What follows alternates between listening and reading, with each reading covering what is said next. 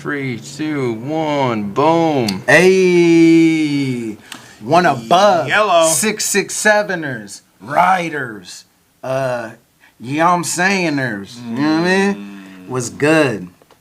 What's the vibe? This is the first. I don't remember if we did it in the old batch, but the first Meanwhile on Earth, at least reboot that we're doing live. You know what I mean? I think this will be like episode 11. Yeah.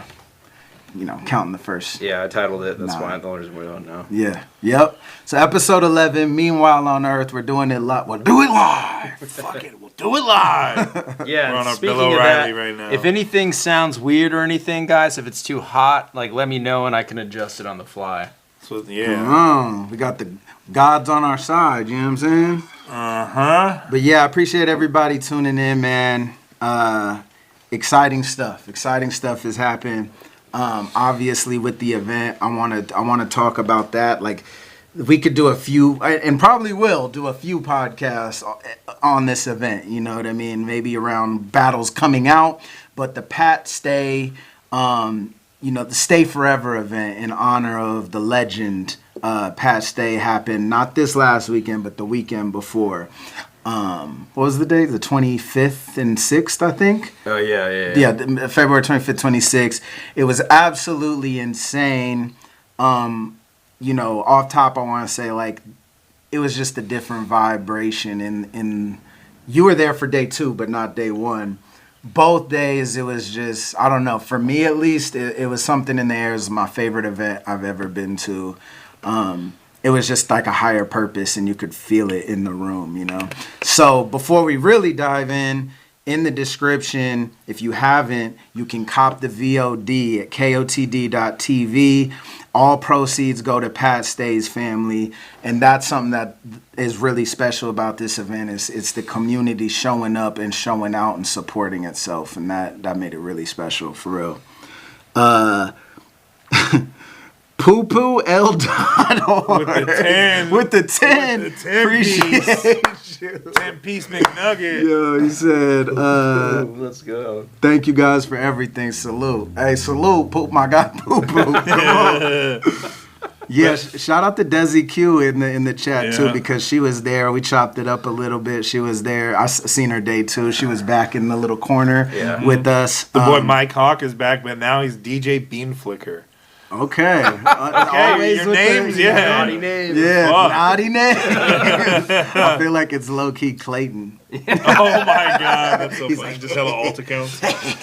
Dude, that's so sick. Like, for Pat's family, how much money they raised for him too. Like, that's amazing, bro. It's incredible. Like over 200K, right? Like, or that so. Something like that, right? I saw somebody post something like. Didn't that. you say? I mean, I'm unsure. I haven't. Last I heard, it was 150, but you were saying it's 250. I think it's well over 2 at this point. Wow, and, that's crazy. amazing, and bro. it's absolutely amazing. Like all the things that, like sometimes it's easy, with the nature of battle rap, and sometimes the fan interactions and bloggers, and battle rap has this overarching, like, there's this conflict, and we all kind of who have been in it long enough to experience it, I think can complain or vent about some of the negative or more toxic parts of battle rap, and that's like the forefront of a lot of things that drive views, engagement, and all this stuff, and controversy. But this event honestly, like, reinvigorated, like, my love. It like was nostalgic in this way that it was almost like it was its own thing, but there was an excitement and electricity for me personally in the air. Like, I remember like Scribble Jam and these large festivals that were all about like the culture and whatever. Like, it was a different vibe, and it really just kind of reaffirmed like my love for this shit. Hell yeah. And like reminded me of all those things that I fell in love with, honestly. Yeah, that's amazing. I mean, that's a good way to round out how you felt about the event, but you want to start at the beginning. Do you want to even start before that? Like, talk about even, because you haven't battled for a real long time. Right. What was your last battle? A-Ward? Yeah, A-Word. 2019. So that's 3 years ago? So yeah, like by the numbers it's 4, but it was like at the end of 2019, so it's like 3.5 years, or 3 years and change, something like that, since I battled. So you'd been sitting out for a minute, just making music, working on other creative things. Shout out Centric, you know what I mean? Talk about everything, like being a part of the event, how they reached out to you. This match is enormous, Yes. Yeah, so my last battle was A-Ward, and since then have been like largely focused on rap-off and creating cartoons and finding ways to be able to fund making more cartoons, you know what I'm saying? Like, without going too much down the tangent, it's like everyone's always like, oh, they need to drop more. When are you dropping more cartoons? And it's like, I don't think a lot of people understand how resource heavy making cartoons is. Like, we really have to finesse, like, industry standard animation is like 25,000 just for the animation per minute of animation. 3-4 minute video, you're talking 70, 60 to 100K. You know what I mean? And also, that's only for animation. People don't realize that you do it to like an actual professional level too. And furthermore, you're not doing it. Yeah, you're not doing the animation. You're not drawing. No. So you depend on a team to do it, and you do everything from like creative briefs to storyboards to doing it. It's not like other animators that have like animation YouTube channels. They can just whip something up, and like they don't do the actual creative professional process that you guys go under. So it's not as simple as people think at all. Yeah, the style is intentional, and that if I think, not to say like the untrained eye, but like if you don't know a lot about animation, you're like, oh, like that's like a simple animation style, but there's a lot that goes into the intention of making it look the way it does.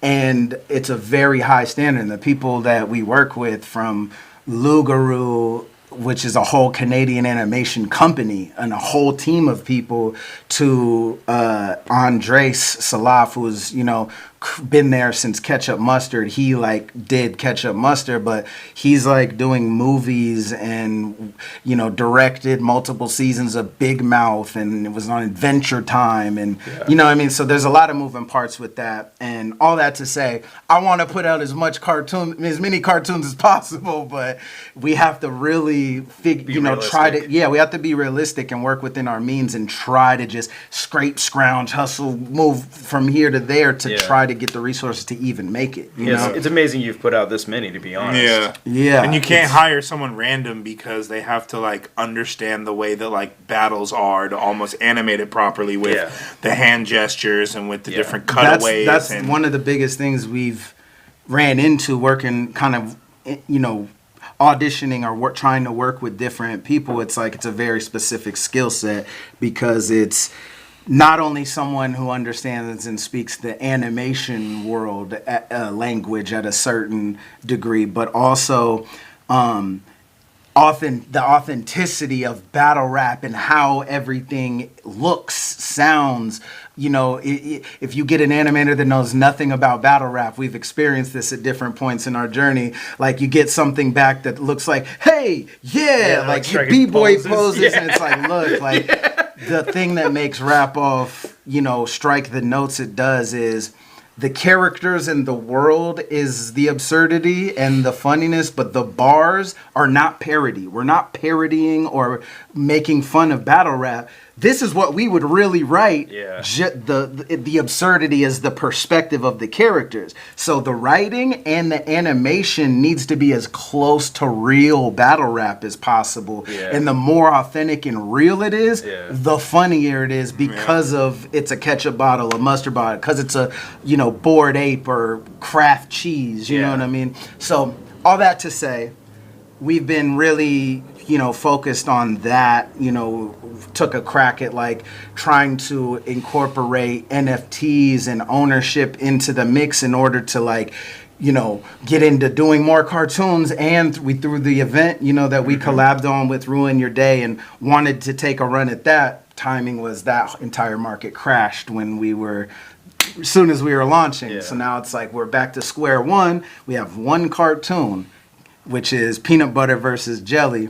But it's like, if we just drop it, now what? Yeah. You know, so we've been behind the scenes, like me, Pass, Frack, and my partner Bo Lewis with Rhyme Combinator is like the rap off team, and we've been trying to game plan how do we, you know, get some sort of influx that creates regular revenue to be able to create more while putting it out, and using peanut butter versus jelly as sort of like a carrot on the stick to say, we'll release this when we, you know, launch a rap off Patreon and hit a certain goal, because then we can start working toward doing more, you know what I mean? So long-winded way of saying that has been my chief focus for the last, you know, since my battle with A-Ward. We did the Seasons albums, which we talked about last podcast as well, but mainly just been focused on a way to get Rap Off up and running and sustainable and able to make in as many cartoons and also collab with as much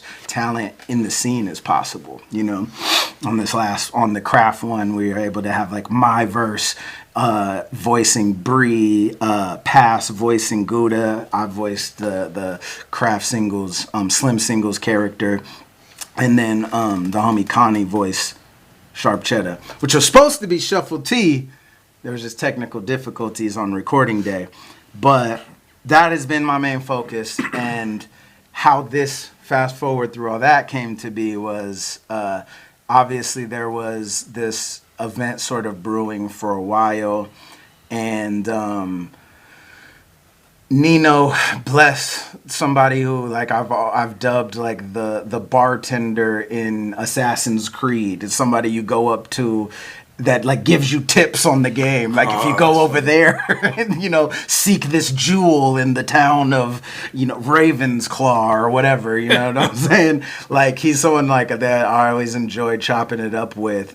He was helping out with this event. He was real close to Pat, and they always talked. And we're actually talking today, and he reminded me, before me and Pat battled for the chain, actually, we had a 3-way call that Nino sort of facilitated, because he had mentioned like, oh, Illmac wants to do one more battle and then battle you. And he was like, why one more battle? Like, let's do it. Let's get him on the phone. And we had like a group call. I was like, I totally forgot about that. Where we're like, why don't we do a battle then for the chain? I'll bring it to, and he's like, I'll tell Gannick, we'll make it happen. But anyway, so he was helping out with the event, and, you know, it was real important to make sure everything, he being so close to Pat, it was important to him to be some part of it. You know, he had never like really been a part of battle events like that, but he has a relationship with like so many battle rappers, you know? And so he went out of his way and really kind of was a facilitator for making sure everything was running smoothly with the event. He reached out to me and was like, it's hella funny because he reached out to me and I was like kind of preoccupied. We had just moved and I had like a package delivered to my old address and I was going to like pick it up, and he called me and he's like, Illmac. And like he normally it's like, hey, what's up, man? But he had like a mission on his tone. He's like, Illmac. And I was like, what, man? Like laughing already. He's like, I got something for you. And I was like, what? He's like, all right, it's unfinished business. And before he finished, I jokingly was like, what, Jen? Like completely joking because he said unfinished business. And he's like, wait, what the fuck? And I'm like, what? He's like, how did you know that? And I'm like, now I'm like, you're trolling me, you know what I mean? Yeah. But he's like, damn, I had this whole thing where I was gonna like hype you up and have you guessing and be like, I want you versus Jin to happen, you know? Yeah, you and just took the wind out of it. And I was like trolling because I'm like, that's not in the realm of possibility. I just picked an absurd answer because it wasn't in the realm. But he's like, what? Yeah. And I wouldn't believe him for a sec, of course, you know? And he's like, no, seriously, like I have a relationship with Jin. And, you know, want to make this happen, and he sounds like he's open to it or whatever. And prior to that conversation, I knew he was kind of working with the event, and I haven't been in a battle rap space mentally, you know what I mean? So like I was like already prepared when he's calling for some offer, and he'd be like, yo, like I'll try to be there, like maybe we can do a cartoon premiere, but I'm not sure. Yeah. But when he was like, no, really, Jin, I was like, oh, damn, like that's one of the only situations and he broke down a lot of other details about the event of like everything going straight to them and the whole intention behind it. And I got more clarity on that. And I was just like, man, the nature of this event and the fact that it's like Jin and that fool ain't battled in almost 2 decades. And I was like, this is insane. I'm like, let me call you back later. Normally I'll take a few days like mulling over what would I say to this opponent, but I'm like, I went to the gym with you that night and we talked about it, and I hit him immediately after, like, you know, hours later. I'm like, all right, what are we talking about? Like, let's figure this out. I want to do it. I want to be part of it. Yeah. And it was really funny because at that point I think, you know, Jin wasn't fully on board. You know, it's a big commitment. And he's a busy man, like lives damn near in 2 different places between New York and China and or maybe Florida. I don't know specifically. I think he lives in New York, but he has a lot going on, you know, and he's been gone for a long time. So Nino's like, yo, let's us 3 get on a call, you know, just to like talk. You know, I think Jin wants to just feel the vibe, you know what I mean? Because if you guys don't know, and Jin brought this up immediately when we started talking, he was like, this really makes sense.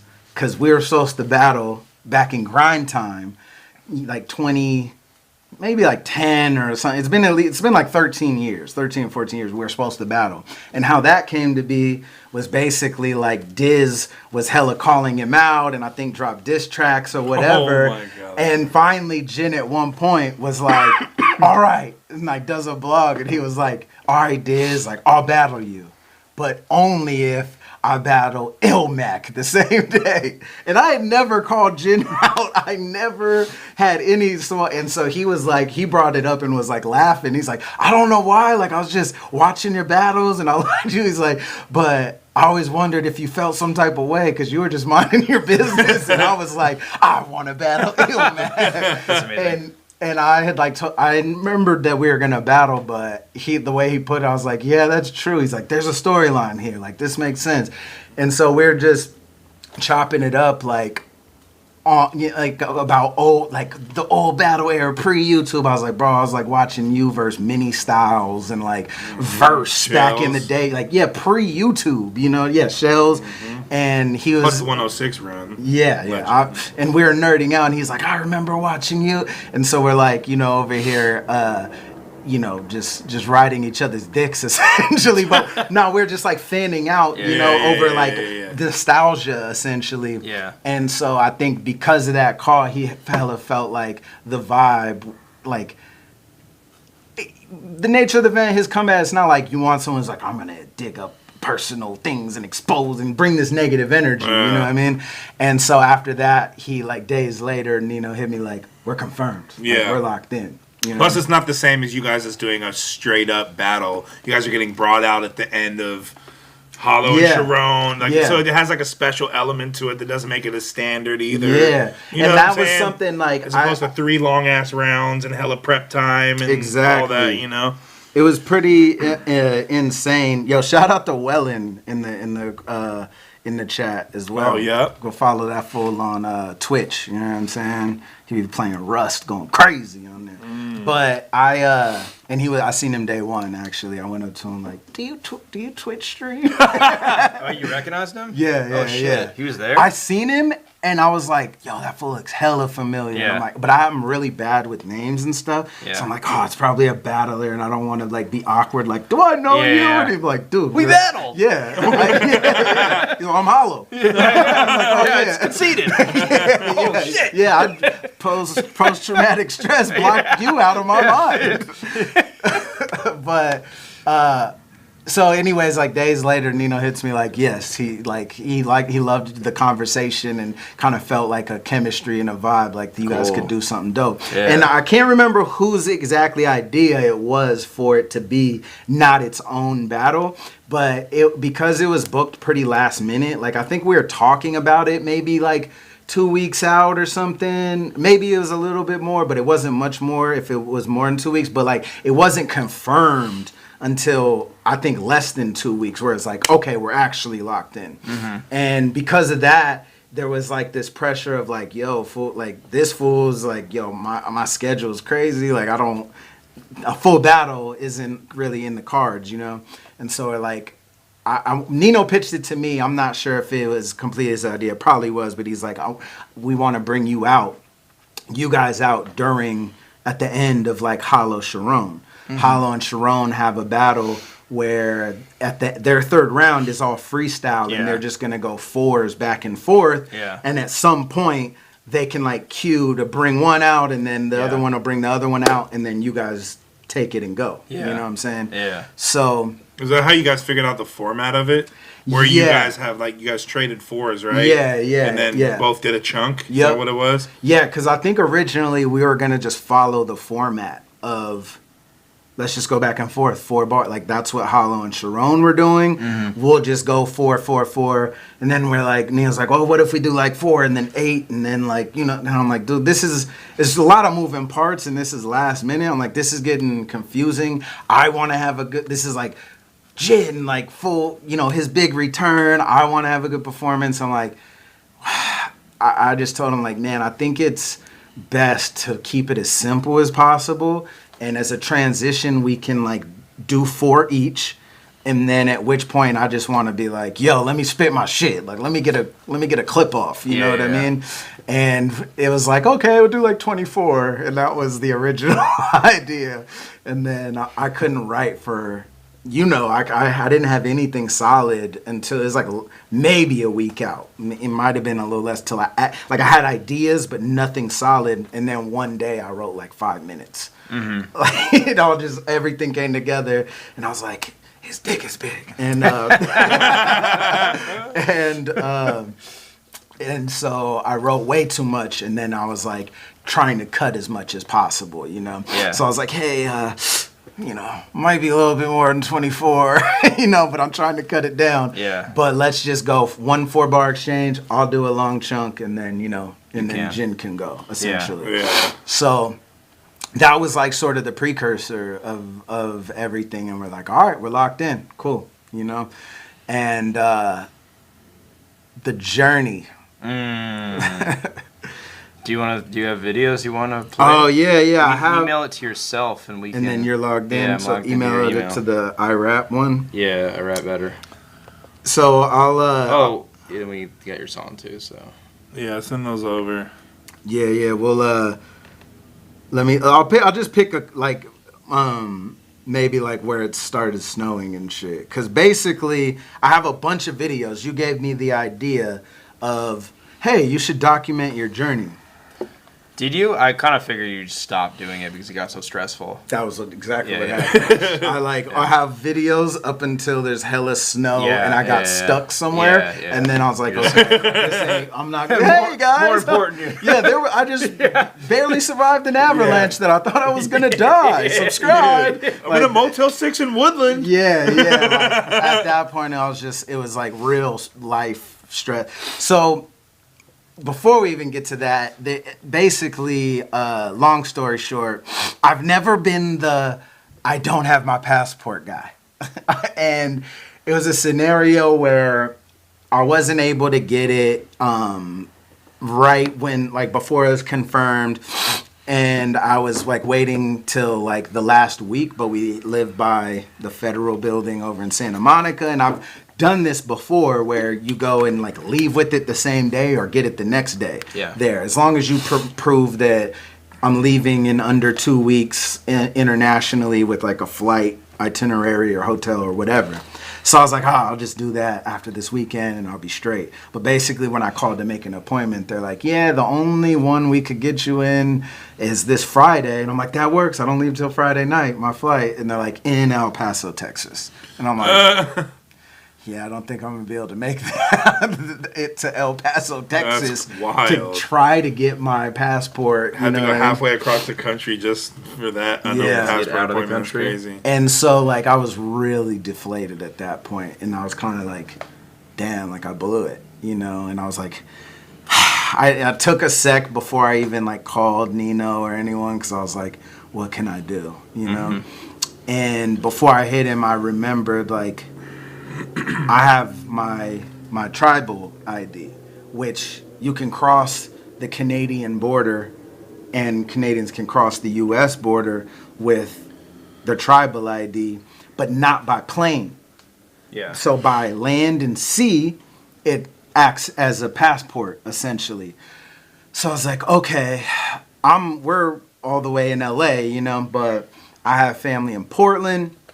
Because the first idea, I told Nino, look, I messed up with the passport, can't get it. But here's what I do have is I have this, so I should be able to cross by land. Yeah. He's like, his first idea is like, well, we could fly you to Buffalo, try to have someone come and pick you up, cross the border, you know, back. It's like an hour and a half or something from the border, like if you're in Buffalo. Yeah. Or it's Buffalo's on the border, like but Toronto is like, yeah.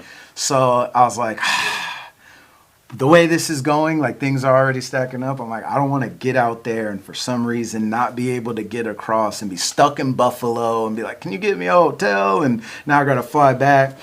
And I drive to Portland all the time, as often as I can think of an excuse. No small feat. It's like 16 hours away. Yeah, 14 to 16 hours. It's pretty far away. Yeah. But it's like I write and I listen to like, podcasts. Yeah. Just for the people out there. Yeah. So, it's a long fucking LA drive, regardless. Regardless of how easily you pass the time. It's a long fucking drive. Yeah. But I love it. Like I don't mind driving. Me too. I drive long distance. Yeah, you do the same thing. Yeah. You drive to Colorado. And it's cool. It's like almost meditative. Yeah. I like the journey. I can, especially driving by myself, I can stop whenever I want. I can chill. I can grab food here. Yeah. And also, like, I'm like, okay, I'm timing my piss breaks for gas station for when I need gas, you know what I mean, or whatever. So I was like, okay, here's the plan. I'll leave Thursday. This was because I didn't realize I didn't have that news until Tuesday, and before the event. And the reason for that is Monday was a holiday. Yeah. So it was Monday, and I'm trying to call, and they're like, "We're closed for that." Yeah. And I'm like, "Ah." And so Tuesday, realized can't get my passport. I'm like, "Yo, I can cross by land." I'm like, I don't want to get stuck in Buffalo. Here's an idea. I'll leave Thursday morning. I'll drive to Portland, stay the night with my family, wake up. Portland to BC is about, it's 5 hours to the border, and then like another hour to like, to like BC to the airport or whatever. So it's like, here's the idea, my idea. I'll leave Thursday, drive to Portland, rest the night. Friday morning, drive to the border, get me a flight from BC to Toronto. That'll be cheaper anyways than LA to Buffalo or whatever, It's not domestic or whatever. Yeah. And they're like, all right. I mean, are you sure? Are you willing to do that? Well, I was like, the driving's fine. And worst, if I can't get across the border for some reason, I can drive back to Portland, be in control of like what I'm doing. Yeah. Well, Thursday comes. I get in the car in the morning, and it's really epic. It's funny. Like I did a video as soon you gave me the idea, like, oh, document your journey. And so when I get into the car, I was like, no fucking way. I listened to like this oldies station or whatever on the radio, and as soon as I get in the car, The Eye of the Tiger is playing. No lie. I get in the car, I'm like, all right, Jen. It's dun. I'm like, I just start dying. Like, I'm like laughing like by myself. I'm like, no way. Yeah. And like part of me is like fucking Pat. You know what I'm saying? I'm like, funny guy, you know what I mean? I'm like, this is about to be epic. And I was like, this is a good sign. Like, dope. Like, I'm in battle mode, And my whole plan was is because I was writing so last minute. Is like my whole drive. I'm gonna be going over my stuff, memorizing, no distractions. So I get basically like 5 hours, 5 or 6 hours north, like past Sacramento, past Redding, going into the mountain pass, Shasta Mountain. So there's mainly like 2 mountain passes that are kind of consecutive. It's like the Cascades, which it's like this is the Cascades, but there's a certain pass. I'm blanking on it. And Mount Shasta is the first one. Mm-hmm. And it's usually not as bad, but that second pass coming out of Cali into southern Oregon is like, I've ran into a little bit of snow here and there in some trips before. Yeah. But I get into Shasta Mountain, and it's like, goes 0 to 100. Like, there's some rain coming down, get a little higher, all of a sudden snow, and then like starts flooding snow. And I'm like, okay, I hit that day just in case. I didn't even check the passes or whatever, but I bought chains for the journey. So it get to a point in the mountains. But here I could send this video. Let's see if this is the start. But basically, if you're just tuning in, by the way, cop the VOD for Stay Forever event. I had a real crazy journey to get there that I'm recapping. It's not as much recapping the entire event, but my personal like Lord of the Rings quest to get to Mordor, you know what I'm saying, is what we're chopping about, but it's an amazing event. So I'll send, I think this is the first video, like, where I'm like laughing and starting to realize like, oh yeah, here it is. Where I'm like, it's starting to snow here. I'll send it. But yo, maybe it would just be better just to insert it later. Well, yeah, let's do that. That would be the best. Just insert it. I'll later. Edit this and put it. Be like, now we're gonna play some clips. Yes. So I've already done that segue, but it starts getting hectic. Snow coming down, and I'm like, little snow, it's fine. Then it comes to a point where it's like traffic just stops, kind of on this incline. I don't know, like few inches of snow on the ground, but everyone's just stopped. And I sat there for like 2 to 3 hours, just not moving behind a semi. And prior, like 20 minutes prior to that, someone had stopped and asked, like, you have 4-wheel drive or chains? And I'm like, I got chains. I'm like, all right. But, they weren't like, put them on. It's kind of like, okay, you got them. So then it's kind of like hectic driving, but when I come to this stop, I'm like, well, nothing is moving. And I'm sitting there for probably like a half hour, and I'm like, I'm going to put my chains on right now. So I get out, put my chains on or whatever, and just sit there for like another hour and a half or something. Like, wow, nothing is moving. Cops kind of inching their way along the shoulder or whatever in this mountain pass, and then traffic starts moving, and I come up to somebody who's like standing in the middle of the freeway, cones, lights, and everything, and he's like, take this exit, the freeway's closed. And I-5 is like the only way. Like you can go to the coast or whatever, but that's going to be more treacherous to get over there and it goes at slower this point too. Where we're at. So I was like, oh, well, what do I do? Like, he's like, you can sit here on the exit in Dunsmuir, this random exit that's like, I'm going to get murdered by like a cryptid or something here, or like start heading south. Yeah. So when I got off the exit, like, the cars I had seen, because I had stopped to talk to the guy, I just seen like one car, and they like went right, like they were going into, Hills Have Eyes territory. And I'm like, nah, I'm going to go back south. And at this point, I think my only option is to go back, get out of the storm, see where I'm at for the morning, or if they're going to open this shit up later tonight or what, So I get back on the freeway going south, but there's no one. And I mean no one. And in the mountains too, like here in this particular spot, like it's all pitch black. Like I have video that I took because like still I was kind of optimistic at this point. It was before I stopped filming everything.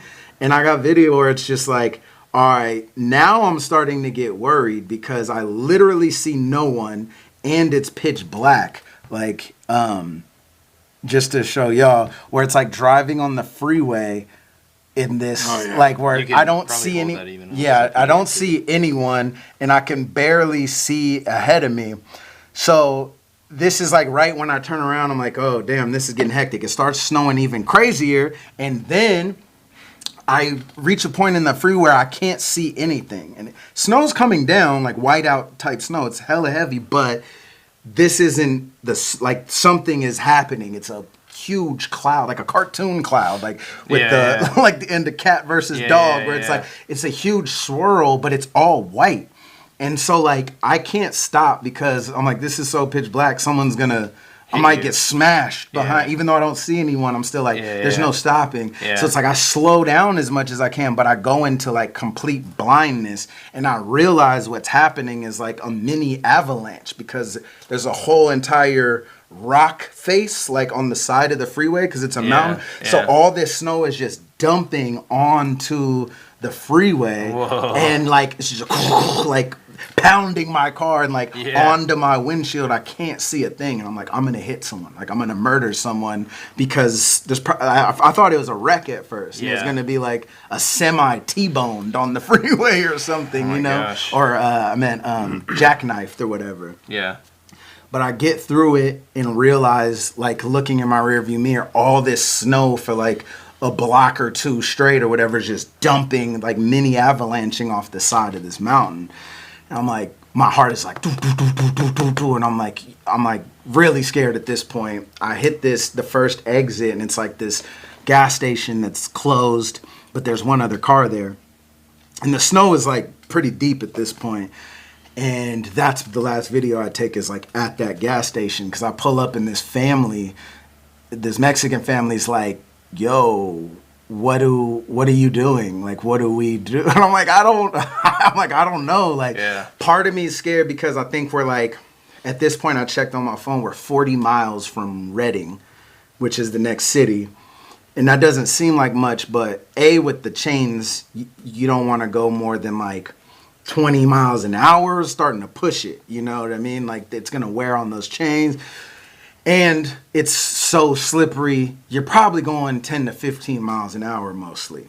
And so I like did the math, and I'm like, it's going to take us over 2 hours, if at 20 miles an hour, to go 40 miles. So they're like, we have another car that we're waiting for, like our family or whatever. We're waiting for them. They're going to meet us here. And then let's all three, like, caravan out of here. Because I was like, all right, but I was hella shook. So I'm like, I was having that debate of like, do I just wait here until the morning? Because at this point I was underneath the awning of the gas station, and I'm like, this is only getting worse. The snow like was progressively coming down harder, and I'm like, I don't want to get 10 miles down the freeway and get stuck on the side of the road. Because then what am I gonna do? I'm just there, you know. I'm not gonna walk anywhere. Like and they had an outside bathroom that was like unlocked. So I'm like, I feel like we should stay here. But the other car pulled up, and they put chains on and everything. One of the cars was 4-wheel, and so like, let's go. I'm like, all right, but so you know this is gonna be a couple hours. Make sure you're full gas and everything, and we took off, and it took us a couple hours to get to Reading, just going slow down the freeway, and seen maybe like 2 other like trucks along the way, but mostly pulling off and just stopping at exits. It was hectic, and we get to Reading. Mind you, when I passed through Reading, everything was kosher. That's like down the mountain. That's like kind of out of when we pull back up. Reading is blizzarded out still. Whoa. Like, and so they're like, oh, we're gonna get, you know, a Motel 6, like you could stay with us, like if you want to get a few hours sleep. And I'm like, everything in me was just like, I don't want to get stuck here. So I'm like, I'm gonna just keep going south until I can get out of the storm, and I'll get a hotel. I'll get a hotel at the closest out of snow that I can. So I drove like for hours to get, basically like, I got turned around on the freeway around 9 p.m. and I pulled up to the Motel 6 in Woodland. Well, that was the second one, closer to Sac. So I think it was called Willows, and at like 5 a.m. And it was like 110 miles. It took me over 8 hours of driving in that to get to a hotel that was finally not covered in snow. Yeah. And so 5 a.m. I just checked into a motel 5:30 and just slept for a few hours. I'm like, I don't know what I'm gonna do. Like this is a wrench in the plans. Like even if everything's cleared first thing in the morning, trying to make it to BC, it's like a tall order. Yeah. You know? Yeah. So when I woke up, I like hit Nino, gave him the update, and at that point I didn't have any rest, and it was so stressful from the night that I was just emotionally drained. Like I was kind of giving up. I'm like, I'm not gonna make it. Like and when I got up and was going to check out at 10 or 11, the freeway was still closed. Like and because of all the trucks trying to get in, even if they opened it at 11 or noon, it's gonna be stop traffic for hours. You know what I mean? Plus there was still snow. They didn't open it. So I'm like, I'm going to go further south. I'm not in a position to like make a decision. I need to get some food. I'm taxed, you know? So I'm like, let me just call you back. I can't even think about this. I like go to like an IHOP. I eat. I sit there for a couple hours and just like drink hella coffee. And I'm like, I check the weather because I'm like, I think I'm like in my head, I'm making the decision like I'm just going to go home. Like it wasn't meant to be. It wasn't announced. So there's not a bit like I feel bad that I'm not able to make it. And mostly like the thing that kept nagging at me as I was making this decision was like Jin. All the things he put aside, you know what I mean? Totally. So I was like, I'm like, that was the one thing keeping me sort of like in flux. Because I feel like if it was any other situation, I just would have been like, man, it's chalked, you know? Yeah. So I'm like, all right, I called Nino back. I'm like, look, no matter what happens, even if I'm going to go home, I checked the weather, I couldn't go home. So the blizzard had hit the mountains just north of LA. The Grapevine was closed. Oh, shit. So I'm like, I was like in my head, I'm like, I'm just going to chalk it. I feel bad, but I'm going to chalk it. And I look at the weather and it's like, no, they closed I-5 at the Grapevine. And I'm like, oh my God. Okay, well, I can't go home today, no matter what. Yeah. So I'm like, I'm washed. I'm going to check into a Motel 6, even if it's just for a few hours, just to sleep. I let Nino know, and he's like, well, do you want to try to make it happen? I'm like, here's what I'm going to do. I'm getting a hotel right next to the Sacramento airport. Because if there's a way to make something happen, that's the closest thing to me. Yeah. I'm like, there could be a situation you could fly me out of Sacramento to Buffalo and try that plan that we started with, you know, and try to figure out someone. And I was like, but don't pull the trigger. Like, I just need to get some rest. I'm like out of my mind at this point. Yeah. I wake up a couple hours later, and Charles had already sent me my flight info. Nice. And I woke up feeling a little refreshed, and I'm like, I need to go eat some food. So I went and like got at a sit down restaurant down the street, like ate a salmon and like roasted veggies and things. And I was like my health meter. I'm like, I'm going. Yeah, I'm gonna make this flight. Like, nah, I'm not stopping. Like, Jen is doing this. This is for Pat. Like, we're gonna do it, you know. And we'll figure out if I can get how I'm getting from Buffalo to Toronto when I get there, because I still didn't have an answer. Fortunately, not that far though. Yeah, and I'll figure that out. We're taking this quarter by quarter at this point, you know.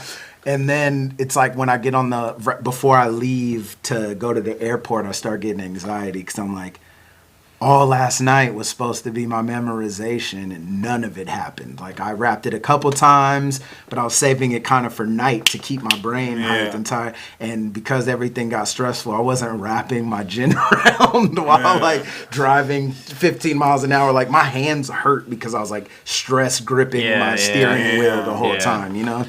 And so I was like, all right. I wrapped it like twice before I left to the airport, you know, and I got to Buffalo. I think I had like a layover somewhere or whatever, you know. It was fine, and then I was like rested, and I get to Buffalo, and when I hit Nino, it's still kind of like, oh, I'm not sure. Real Deal's in Buffalo. Maybe hit him. He's got a situation where he got denied at the border yesterday. And so I'm like, what? So now I'm like, okay, now I'm sitting here in Buffalo. And I'm like, all right, I'm not. And this is the day of the event. This is Saturday now. So I get to Buffalo at like noon. It's like 12 or 12:15 or something like that. And I'm like, all right. Or maybe it's like 10:30. It was like late morning, early afternoon. Yeah. I know that. Is it between 10 and 12? But I link with Real Deal, and so he tells me his story, which was, oh, I was going to fly out, or I was going to drive, but I hate driving. And then I was going to fly, but then the homie was like driving to the event. So I was like, oh, I'll catch a ride with you. And then they went to the border, and they have a whole story of like how Real Deal was the reason they got stopped, but they would have let Real Deal in, but he was with this group, and some old charge came up with this homie, but they told the homie, like, you would have got through if it wasn't for Real Deal. But it was like all this shit where they kept them for 4 hours. Oh my you know what I mean? Like at the thing, Real Deal's like, I was like sleeping for hours in the office while they're like, you know, if it was up to me, and, you know, playing all that bullshit. So that had happened the night before, Friday night. When I link with him, he tells me all this shit happened, and now I'm starting to worry because I'm like, you got turned away already, and I'm supposed to get over with you, and I don't have a passport. I know that I should be able to get across with the tribal ID, but it's, you get the wrong guy who's like, what the fuck is this? You never know. So I'm like stressing, like, oh man. And what he tells me is like my friend and his girl went to try to get across the border. He was the one who got denied yesterday. So they're trying to just get through, and then they'll like wait on the other side if they're able to get through, and then we can like Uber and walk across the border and then drive with them. And I'm like, this is the most like ramshackle plan of like breaking into Canada ever. So I'm like, all right. But what happens is bro gets denied. And they're like, we would have let old girl through, but you get denied. He got denied. And so they pull back up to the hotel where Real Deal's at, and me and Real Deal are at, and tell us the story. And they were there for like 10 minutes and got turned around. And so he's not able to get through, but they would have let her, essentially. So he's like, yo, I bought VIP tickets. Like, he's been to hella King of the Dot events. I think he was at one of the Battle of the Bay events. He was at I think the event with me versus Chilla, Mass 5, I think. But he goes to events. He was like, man, I'll just buy the pay-per-view and watch it, but like, I want her to go. I bought these tickets. She's got a VIP ticket. Yeah. And so he's like, she'll take you guys. Just, watch out for her, So we shout out to Laura, you know what I mean? The real VIP. So basically we go up, and like I have a bunch of paperwork because I have an expired passport. I have my tribal ID in it. I have like my tribal like certification, essentially verifying my tribal ID. It's this document that they recommend you have at the border. And then I have like the letter from King of the Dot that says like, this is, a charity event, and they're here at this address for this thing. You can verify under this law. They should be able to get it, whatever. So I put all of that in my passport and hand it to them. And bro takes all our stuff, and then like he's like looking through all my documents essentially, and then just gives it back, and he's like, all right, go ahead, and just lets us straight through. Every time damn near I've tried to cross the border, I got to go to the back room, and there's an interrogation. I was prepared to be held up for a couple hours. Yeah. And no questions, wasn't like, how come the expired passport or whatever, And he just lets us right through, and Real Deal's dying. He's like, I think it's because of your tribal ID. They let us in. He's probably like guilt. He's probably like, oh, we've given them too much grief. Let's just let them through this time. He's like, I think we got in because of you. That's fucking funny. So we get in and like go to the hotel. And when I get there, they're like, all right, the shuttle's leaving in like an hour. And I'm like, dude, I'm off of like, 30 minutes of sleep, airplane sleep at a time. You know what I mean? Where the neck is, and you're like rocking yourself awake every few minutes or whatever. I'm like, nah, like I need to nap. Like I'm washed. Like 2 days in a row, I hardly slept. Even when I got that room from 5 to 10 or whatever a.m., it was like, I was doing that shit where I was like dreaming I was driving still. Yeah. So I was like waking up like all tight because it was like I was in my dream I was thinking I was falling asleep driving. You know what I mean? God, so I'm like, bro, I haven't got any real sleep in days. Like I'm gonna try to take a nap for a few hours. Like I'll Uber myself to the event. I'll miss the shuttles. I'll get there. You know? Yeah. And I took a nap for a couple hours and got up and got dressed, went downstairs, ate some food, drank some coffee or whatever, and then pulled up, you know, and it was, but I pulled up in like a mask, like I had like a balaclava joint or whatever on, and I just kept it on the whole time.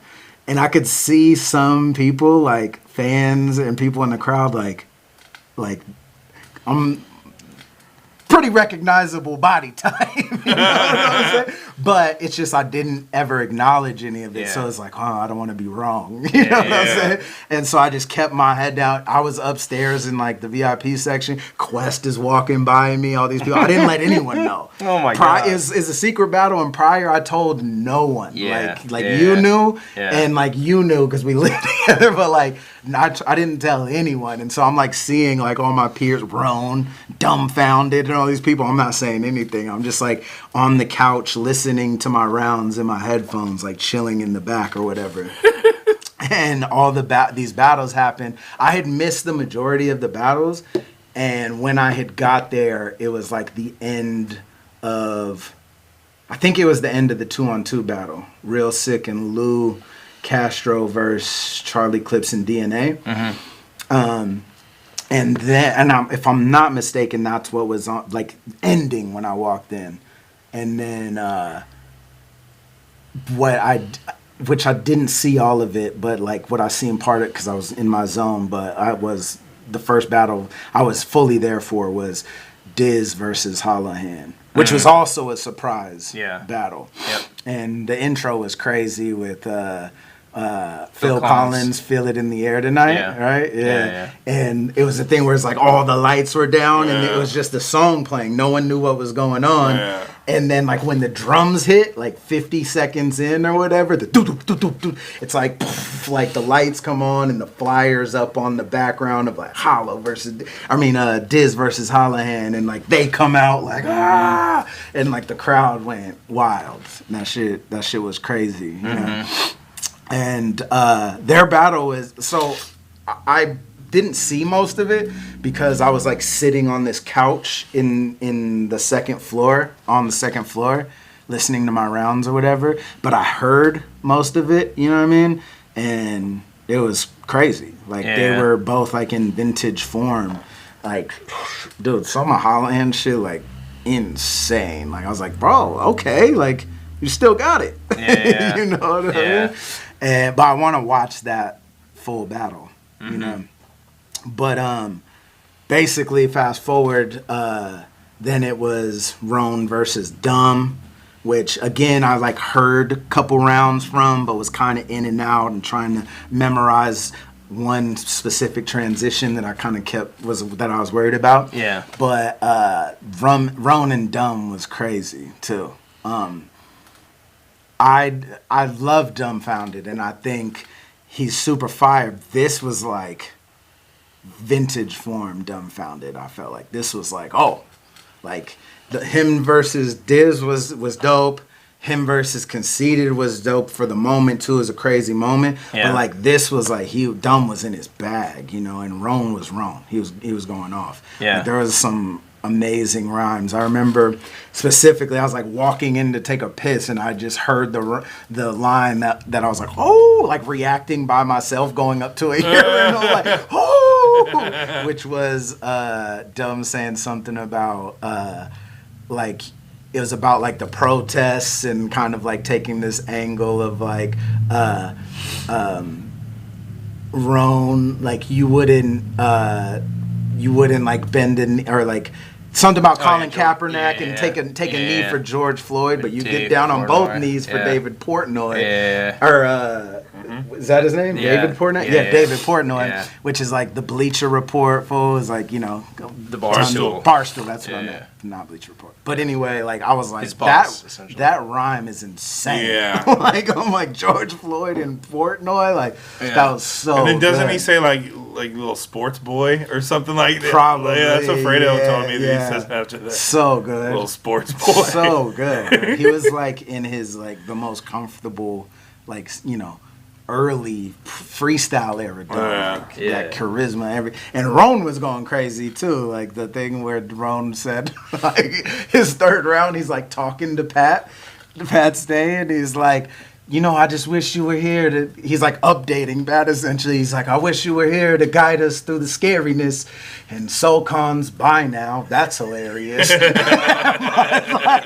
It was so good, bro. I was like, that is so funny. Like a candid conversation with the homie. Like, SoCon, that's hilarious. So it was an amazing battle. Like vintage form. And then was have you guys watched it? Have you watched any of it? I mean, I like made the trailer, so I like basically like I knew a couple things. Like when I was at day 2, I was asking Desi, and I think I asked you too, or somebody else. I was like, what was like the dopest shit?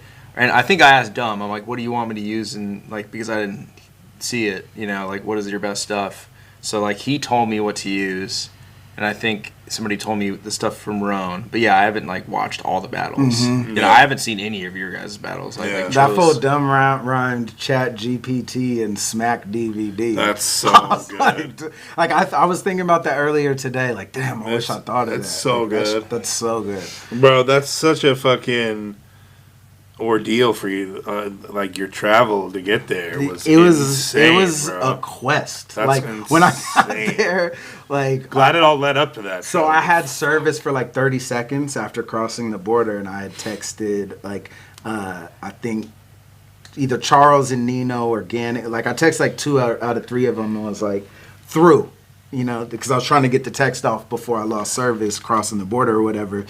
And talking with Nino today, he was like, yeah, I was with Gannick, and I told him like, Ill made it through, and he's Ill and Real Deal, because Real Deal got denied the night before, and we were the last 2. Yeah. Essentially, that from the whole event, that was like, I hope they are able to make it, And when we got through, so Nino told him, and Gannick was like, fuck! He said that Gannick like smacked his chest, like, let's go! Yeah. Like, we did it, come on! So cool. And because it's like most regular events, somebody gets denied. Somebody across the border, someone doesn't make it. Yeah. That's like pretty consistent collateral damage. Yeah. And so for this to be a 2-day event, you know what I mean? With all these battles, and especially like things like what Real Deal had to deal with, like getting denied and dry, and then me and my journey, and I'm sure there's other stories. I know there's other stories like that. I think there's complications like clips and other things where it's like something that Nino pointed out. He's like Pat was working. And everybody made it through. Yeah, he's like Pat was working, man. I was like, yeah, for real. So then basically it was like Hollow and Sharon. And so I came down and was like on stage, kind of still masked up until the 3rd round. Because I was like, I'm not going to walk out with a mask after he like calls me up. And then, I'm like, So I like took it off like right before, midway through their round or whatever. When you took it off, did you be like, oh? Roan had noticed me with the mask on. I think other people did too, but they is like, not sure. What part of your maybe it's Rigo showing, or it's just your eyes? It's just my eyes. No. But you got beautiful. You got noticeable eyes. Yeah, but Roan had already like noticed me or whatever, but he's like, well, and there was. Maybe this is too inside, but it's hella funny to me. It's just us 3 anyway. There was a moment during Hollow's round. I'm sitting next to Roan, and Hollow says something to Sharon. Hollow says something to Sharon about his. He had some bars about his autism, which one of them was crazy. He was like something like, "You autistic, I'm artistic." something the difference. Mine got an AR in it. And I'm like, the crowd, like, that shit was fire. But he said something, though, that was like he autistic as shit, so he can't say things like Peter Piper picked a Peppa Pig or something. And Ron looks at me and goes, "Is that what autism is?" I go, "I think so." But I was like hella weak by that. That's so funny. Yeah, he just looks at me and does a confused face first, and I'm like, "What? Is that what autism is?" I'm like, it is now. I'm like, it is now. When he battled Sharon, I was like kind of close to him, and like because I was at the pay-per-view station, and like he was just looking at me during all Sharon's rounds, like, you know, when he was like, "I did go on Smack and said I had a real small dick," and he was like looking at me and was like dying laughing, like throwing out my headphones, like, "What the fuck, Sharon? Why'd you say that?" Yeah. But he's a great commentator on battles. Like, to be near him, it's so fun. He gets it. Yeah, he does. You know, and that's his job. He's like good personality for anything, and this is something he knows intimately. You know what I mean? Yeah. Or battle rap in general. So it's the third round. You take your So Hollow says something about like I'm gonna need some backup. Like, you ever feel like you've been hit by a Mack truck?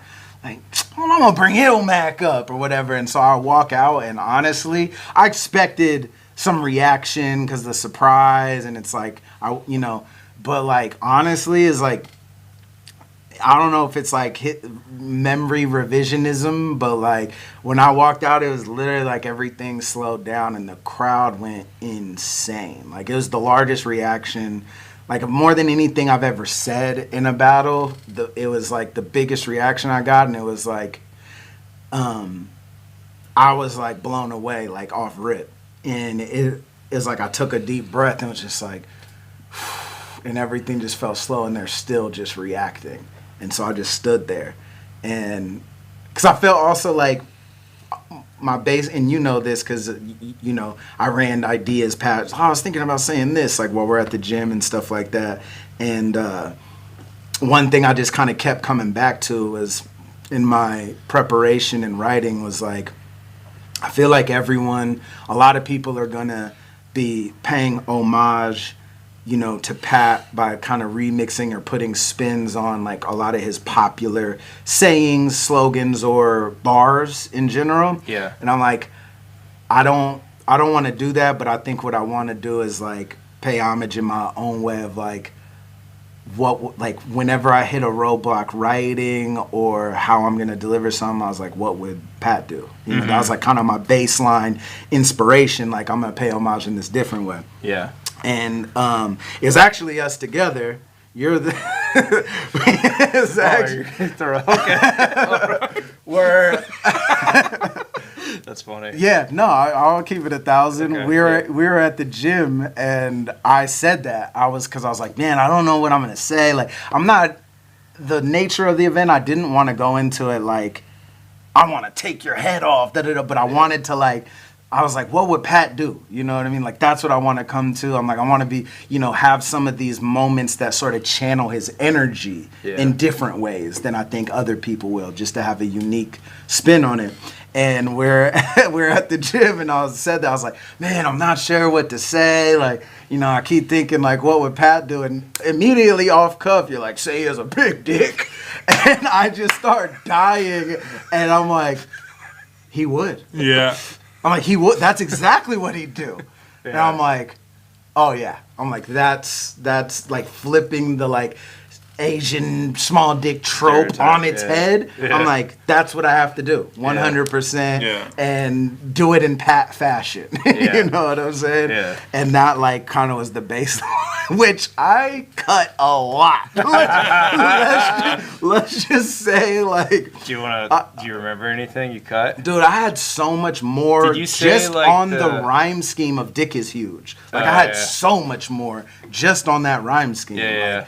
There was shit that was like just little things, like when I was getting into there was this bit about the Loch Ness Monster where I wanted to paint this, like Pat would do a thing sometimes where he would like paint this really detailed thing, and another thing is he'd like throw a like charismatic curveball in there, right? Like, and so I wanted to combine those things with doing during this dick is huge angle, I was like, I thought of the like visual of like that black and white photo of the Loch Ness monster, like the original, Nessie. Like mythic, Nessie, like black and white, like in the locks in the lake, and I was like, if you kind of look at it, and I'm like, it could be a guy like floating on his back with a really big, and I'm like, I'm gonna paint that picture in this.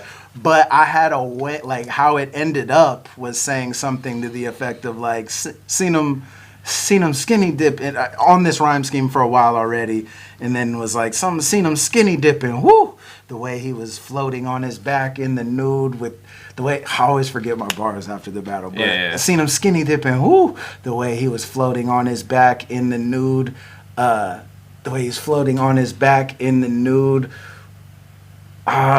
something, and the exact angle his flaccid dick protrudes with the bend at the tip like a crescent moon bears a striking resemblance to the original black and white image you get when you Google Loch Ness monster pinch and zoom. Is it you? Oh, that's funny. So there was different iterations of that, where it was like the Loch Ness monster reveal came too much before the is it you where it was like losing that already is kind of hard to follow, I think, but I was like, I'm gonna do it in performance, I don't care if anyone likes it. Like honestly, I like probably could have cut it because I got my point across about flipping the dick is huge angle, but I was like, nah, like this is the cream of the, is the detailed thing that's like paint this crazy image, you know what I mean?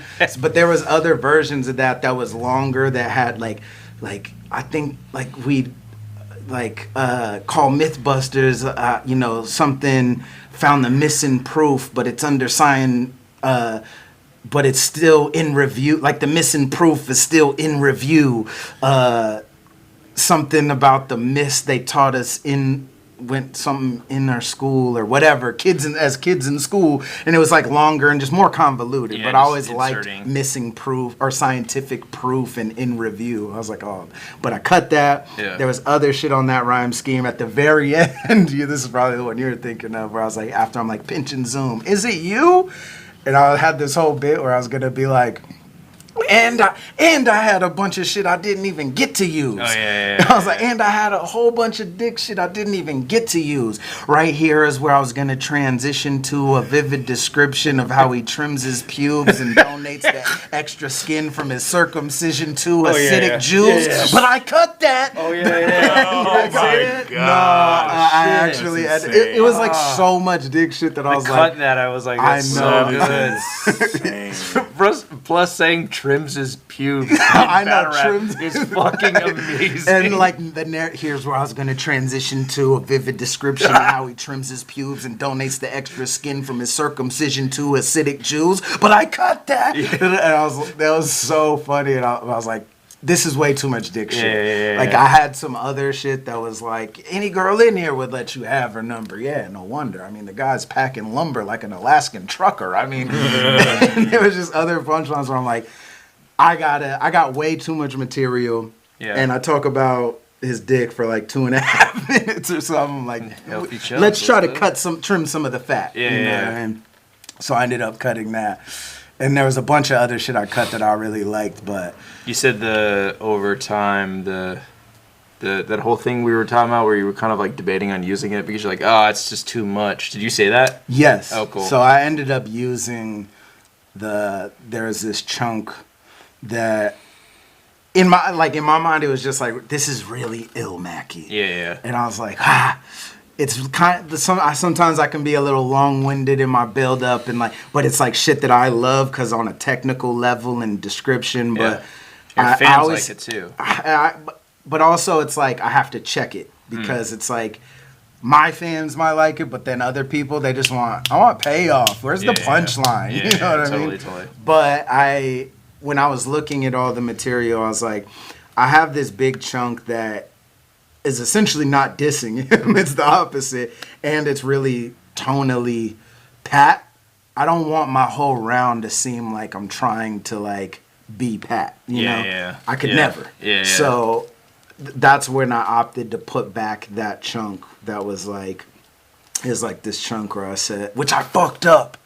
I missed a bar, which was post his prime. So you didn't say it? I forgot to say post his prime. Oh. So there was a couple lines where I just flubbed the wording a little bit. Yeah. But that was one of them.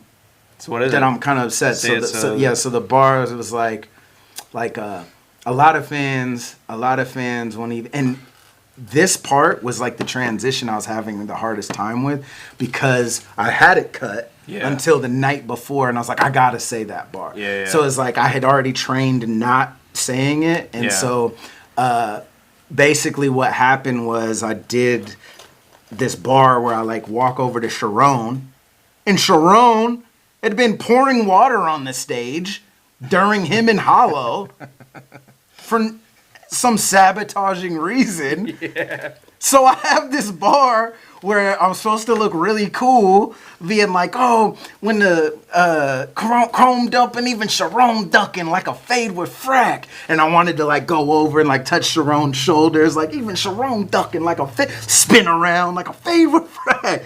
Instead, I'm like, when the chrome dumping, even Sharon ducking. I'm like damn near do like a half split, because like my left foot just slides in the water as I'm walking to Sharon. So I'm like, when the chrome dumping, even Sharon ducking, like a fade with frack. It's kind of like in a quarter split, like say the line. Yeah. And when I do that, my mic flies off. Oh my God. And so like I go to rap, and it's right at that transition. Yeah. So then they put my mic back on, and I'm thinking like, oh, I gotta flip that. But I'm also trying to remember the transition. Yeah. So I did the thing I always say not to do, which is not committing to freestyle and not fully committing to remembering.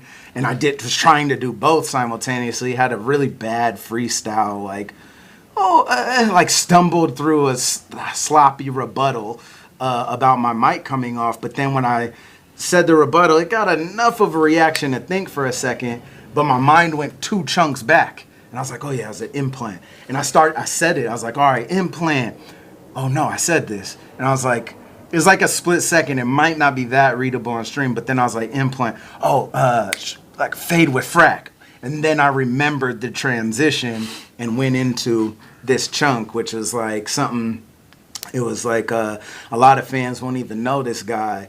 Jim was a legend before your time. Now he's post his prime, which I forgot to say, which sets the whole premise for the rest of the bar. I'm so mad I didn't say that part. I was still flustered, like I'm here, right? Yeah. But I was like, Jim was a legend before your time. Now he's post his prime, nostalgic, thinking about the scene, the lows, the highs. The path was steep, it was a lonely climb. But looking back, only thing that you see is your own decline, and realize you passed your peak, and so have I.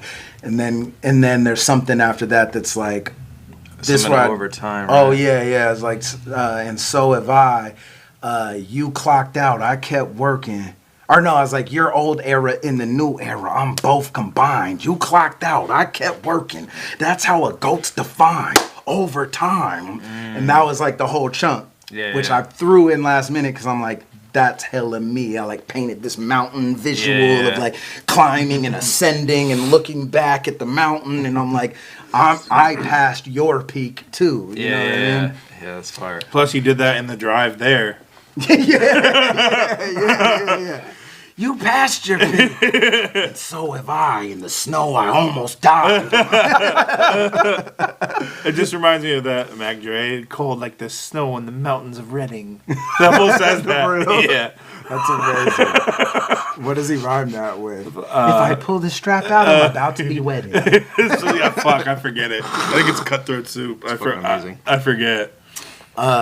So, yeah, the battle went off, though. Like, he had some crazy shit. It worked out really well. Like, once I got through my shit, you know, there was like the mic thing that happened, and kind of my whack rebuttal or whatever, and me almost doing the splits because of Sharon's sabotage.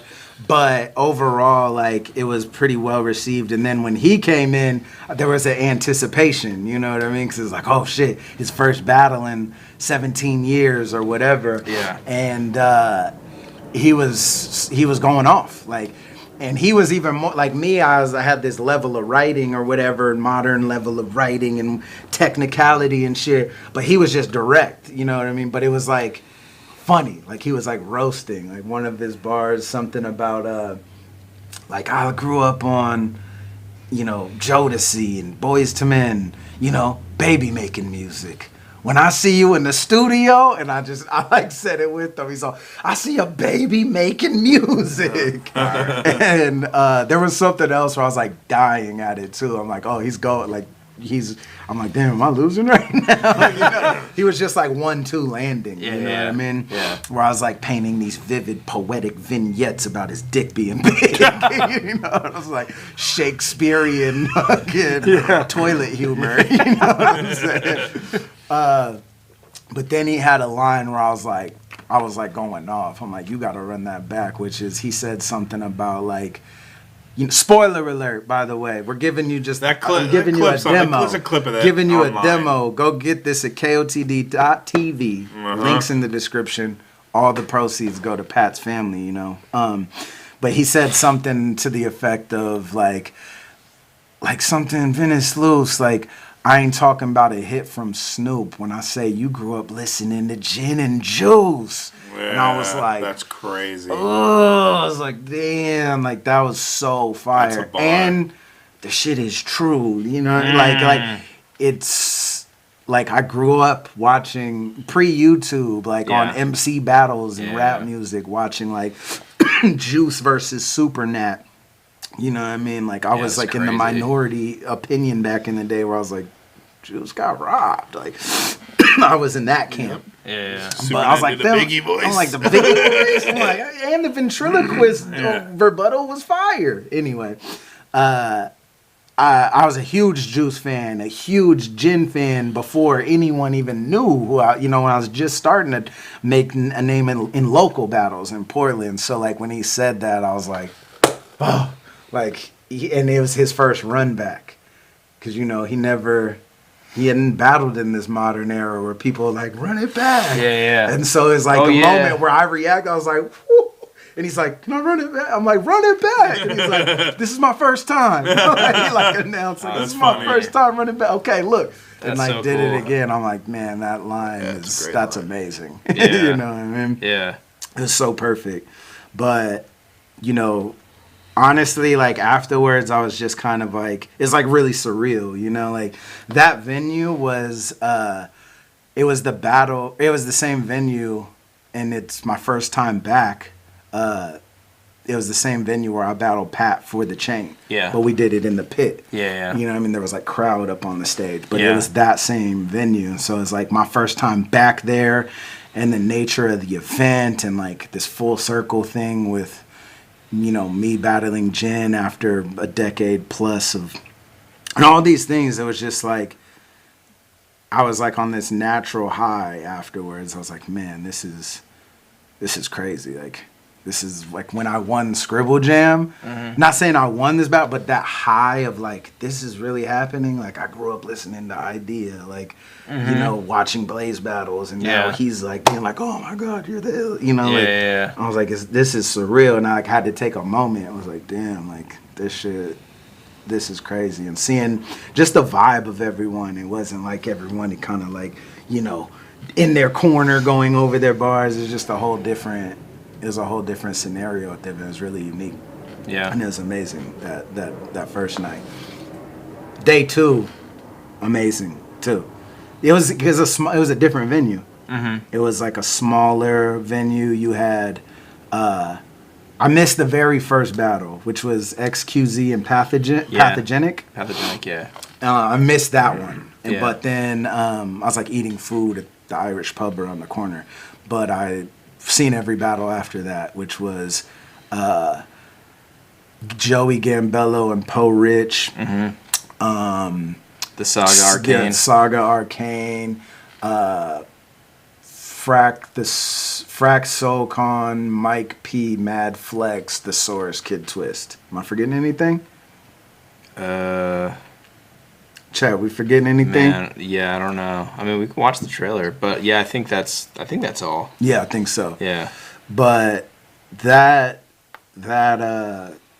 the event or the vibe there was it was first of all too, like being at an event when you don't have to battle like a day two after it's just like, oh, I get to enjoy this. Like normally every time I'm at an event, it's just like not PTSD, but it's like you can't like I'm like pacing and trying to remember. There's no relaxing, enjoying. Even when people are landing stuff, your brain's like, oh, should I reference that? Or like there's no listening objectively, just having fun. All the pressure's alleviated. Yeah, all the pressure alleviated. You're done. You can just enjoy it. No anxiety, no fucking obsessively rehearsing in your head over and over. Like everyone did great too. Like Poe Rich was hilarious. There were some moments that were really funny with Poe Rich. Like he's a character, man. I love it.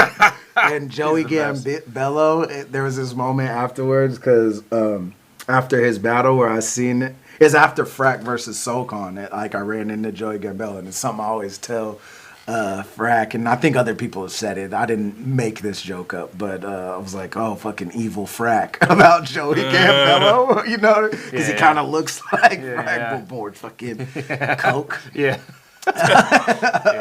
So I seen Joey Gambello, and this is after Frack vs. Sokon, and I'm like, evil Frack, and he laughs and he looks at me, he goes, Frack was evil Frack today. That's and I'm like, I started dying. I like Joey Gambello. He's nice too, but he seems like a cool cat. He's hella cool, but he's nice too, though. Like I fuck with him. It's super dope. We've gone like back and we've chopped it up like online before, but he's nice. Yeah, really. He's like Frack meets cocaine. Yeah, no, he's like Frack. Cocaine dealing. Yeah, like a coke dealing cocaine Frack. dealer meets Joe Nye. Yeah. Like kind of like the, you know what I mean? Yeah. But no, he's so fire. Yeah, he's so dope. fire. Like and Arcane did really well, and Saga, their battle was really good. But like, Arcane, like I feel like there's this kind of baseline, like Arcane, like. Mm-hmm. Not by me personally, but I feel like there's an overall in battle rap of like, there is the caustic battle. He got exposed, and he did really good in his battle with the Saga. Like, Saga's third was probably round of the battle, but Kane might have edged those first two. Like, I think he definitely took the first. But then, might have edged the second. It was really good. But again, all the battles had this vibe where it's like we're all there for a reason, but we're still... Yeah, we're battling. We're still, we're not pulling punches though. Yeah. All the clips, because I haven't watched any of the full battles, but every clip I've seen has been amazing. Like that Thesaurus one is one of the best things I've ever seen in the battle. That movies with a twist. It's one of the best schemes I've ever heard. Yeah, that is next level. How good it is, bro. Yeah. It's so good. Yeah, that was insane. Dude, he spit that for me like when I was driving right before the blizzard. Like I just wrote this thing, and I was like, I reacted like I was in a battle crowd. Yeah, like I wasn't like, oh my god, that was fun, because I didn't know where it was going. Yeah, you know what I mean. And when it hit the punchline, I was like, whoo! I'm like, oh my god! I'm like, you just blew my mind. I'm like, bro, that's insane. Yeah, I'm like that. Wait, hold on, spit it again. And like, run it back because I was like, you're fucking insane. That is some of the best. He's like, bro, it just came together. Da-da. I'm like, you're a madman. It's probably the best scheme ever, honestly. Yeah. Every movie reference isn't just there arbitrarily. No, it's not just listing. They're it's all not a laundry movies list with of a titles. twist. They all are relevant to he incorporates them relevantly to twist and exactly. He's not just saying the names. Like the names of the movies have to do. My Arrival was your Inception, like that type of shit. Like so old boy saw the signs, like all of that. Crazy. Yeah, put that on. I want to hear that shit. Are the headphones on? Or it's muted. It's muted. That's why. They probably are on. But it's muted. Wait. Okay. Hold on. Let me put this up.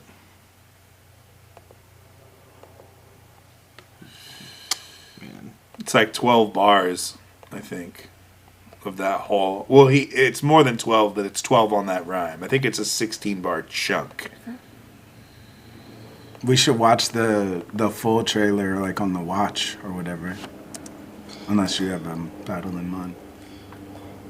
Fucking 21-minute trailer, dog. Damn. Yeah. I didn't realize it's that long. I know, neither did I until I just looked. Somebody's slacking. Piece of shit. All right. Wait, but Remember, it's only there's the right more, fuck. thing. There's more before it though. Like the like.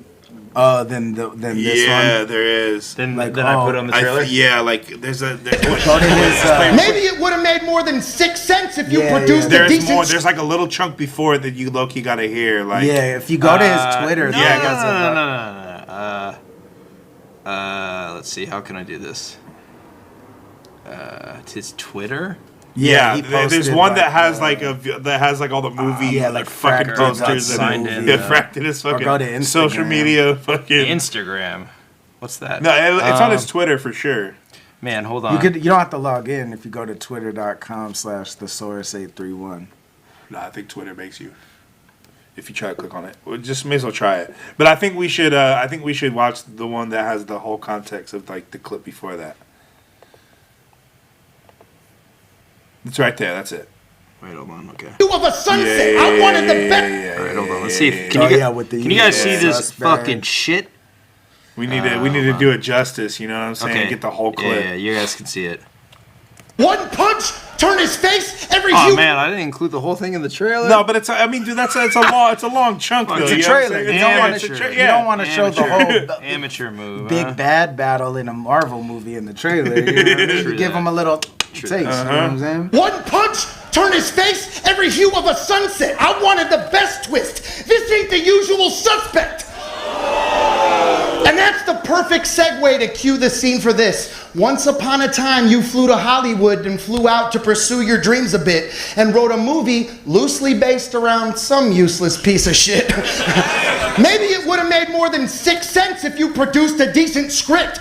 He tried to get out, causing the descent into a deep abyss, and that's where Jesus. old boy saw the signs of where the root of evil lives. Now it's 7 years you've been gone, girl. I don't think you were even missed. He don't have the prestige like us, which shows y'all the illusionist he is. But my arrival was the inception for why this human being exists. So he'll hold this L as a memento for as soon as he forgets. You were always getting bodied. I just chose to do a scheme like this in case the viewers need a list of better movies with a twist.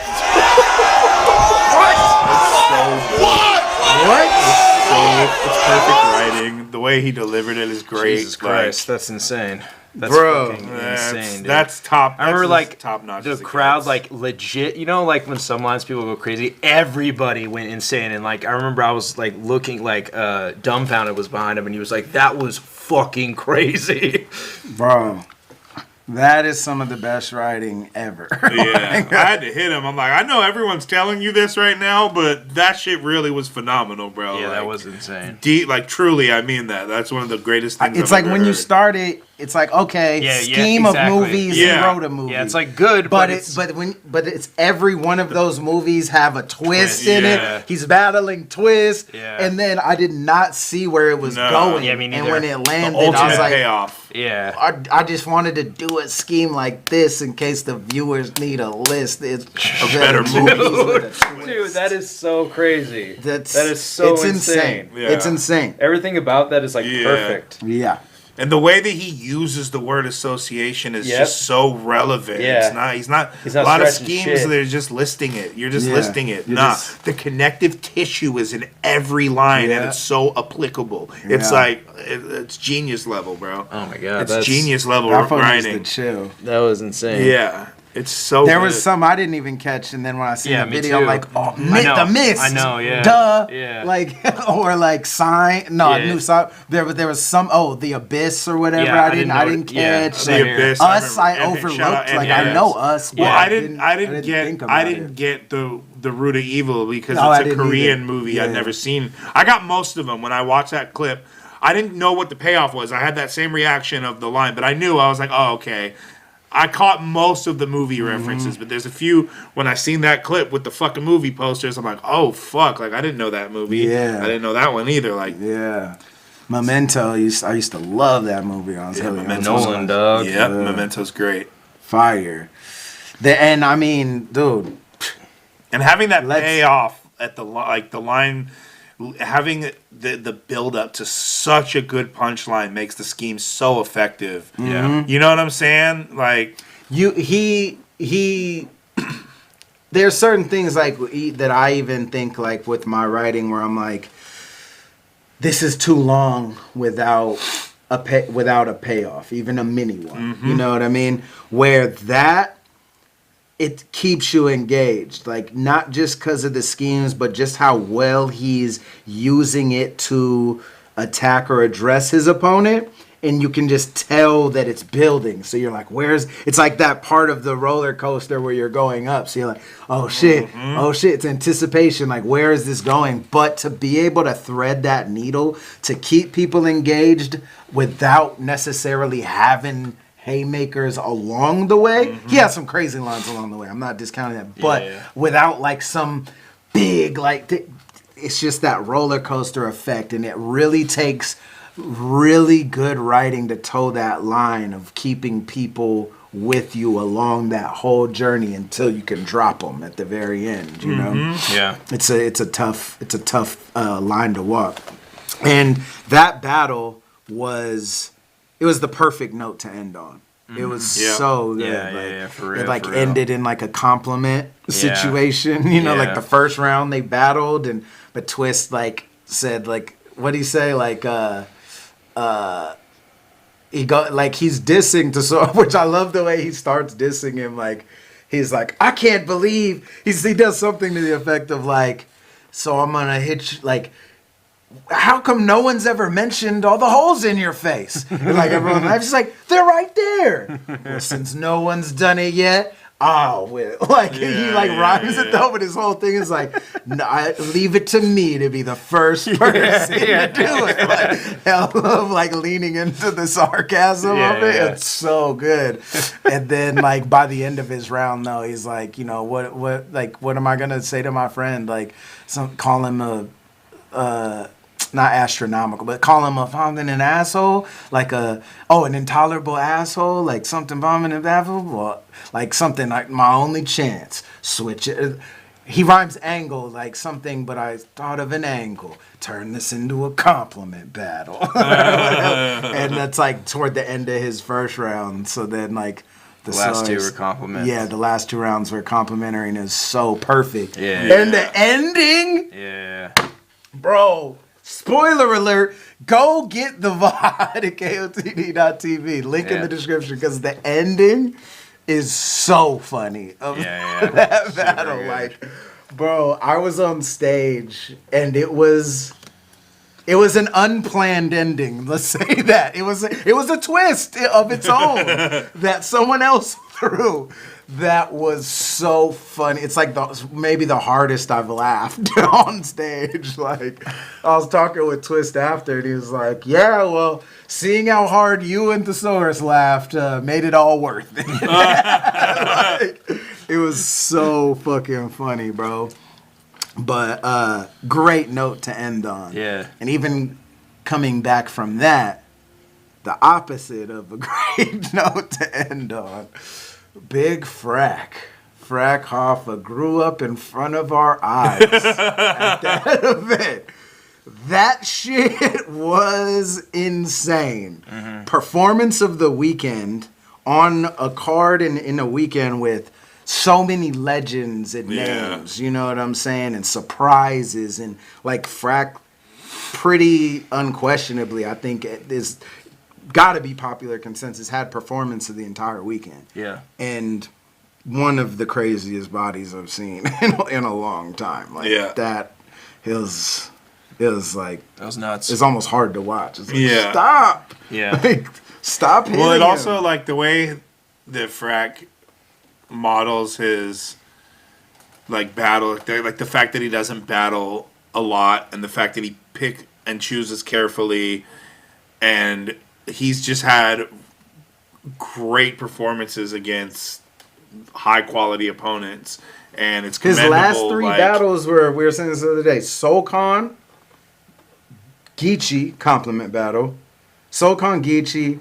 Diz, Thesaurus. Yeah.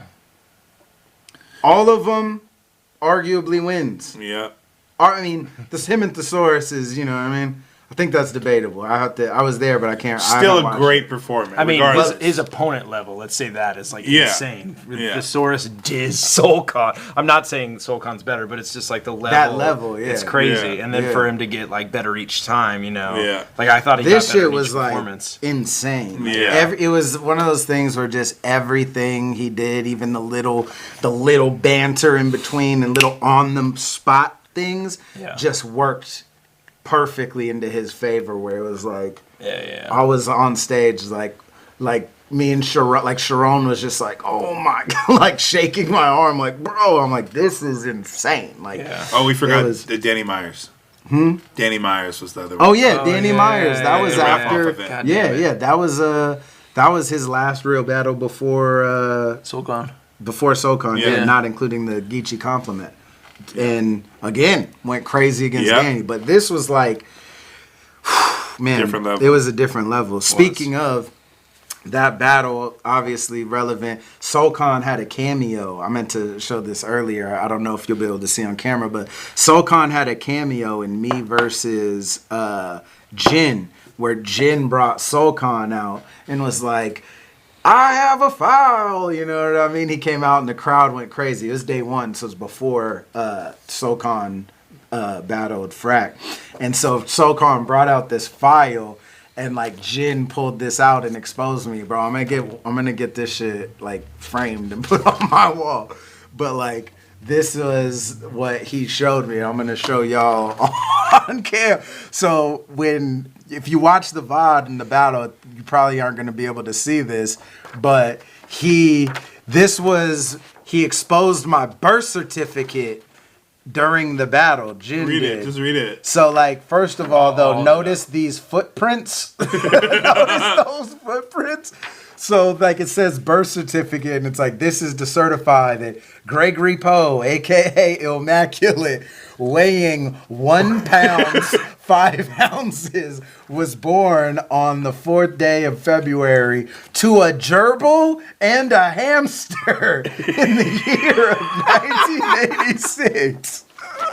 And that's like Jin him pulling that out, exposing me. Like, he handed me one, and I was just like dying on stage. Like, this is the funniest like dad humor ever. Like, I was so weak, bro. It's funny. And so I'm gonna get this framed and put on my wall in the office for sure. That's hilarious. But if you watch the battle, that's what he pulled out, because I doubt you could see that on cam.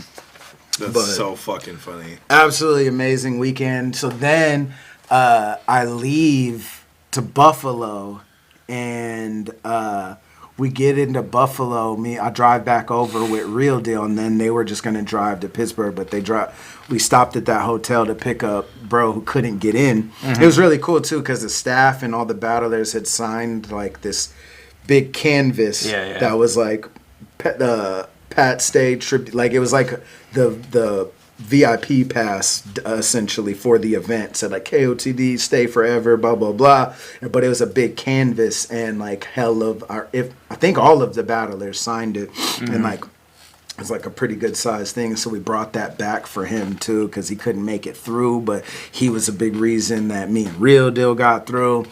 That's awesome. Yeah, and so we got back to the telly, and we're catching up with him. He's like, oh, I was watching the pay-per-view. Like, that was crazy. Like, I knew you were going to be a surprise, but I did not see that coming, because he's seen me, obviously, there. But so he's like, why are you here? But I wasn't telling no one, you know? I didn't even tell Real Deal who I was battling. And we went across the border together. He's just like, I know you got a surprise battle. And I was like, why would you be here? And I was like, yeah. But anyways, how you feeling about your shit? You know what I mean?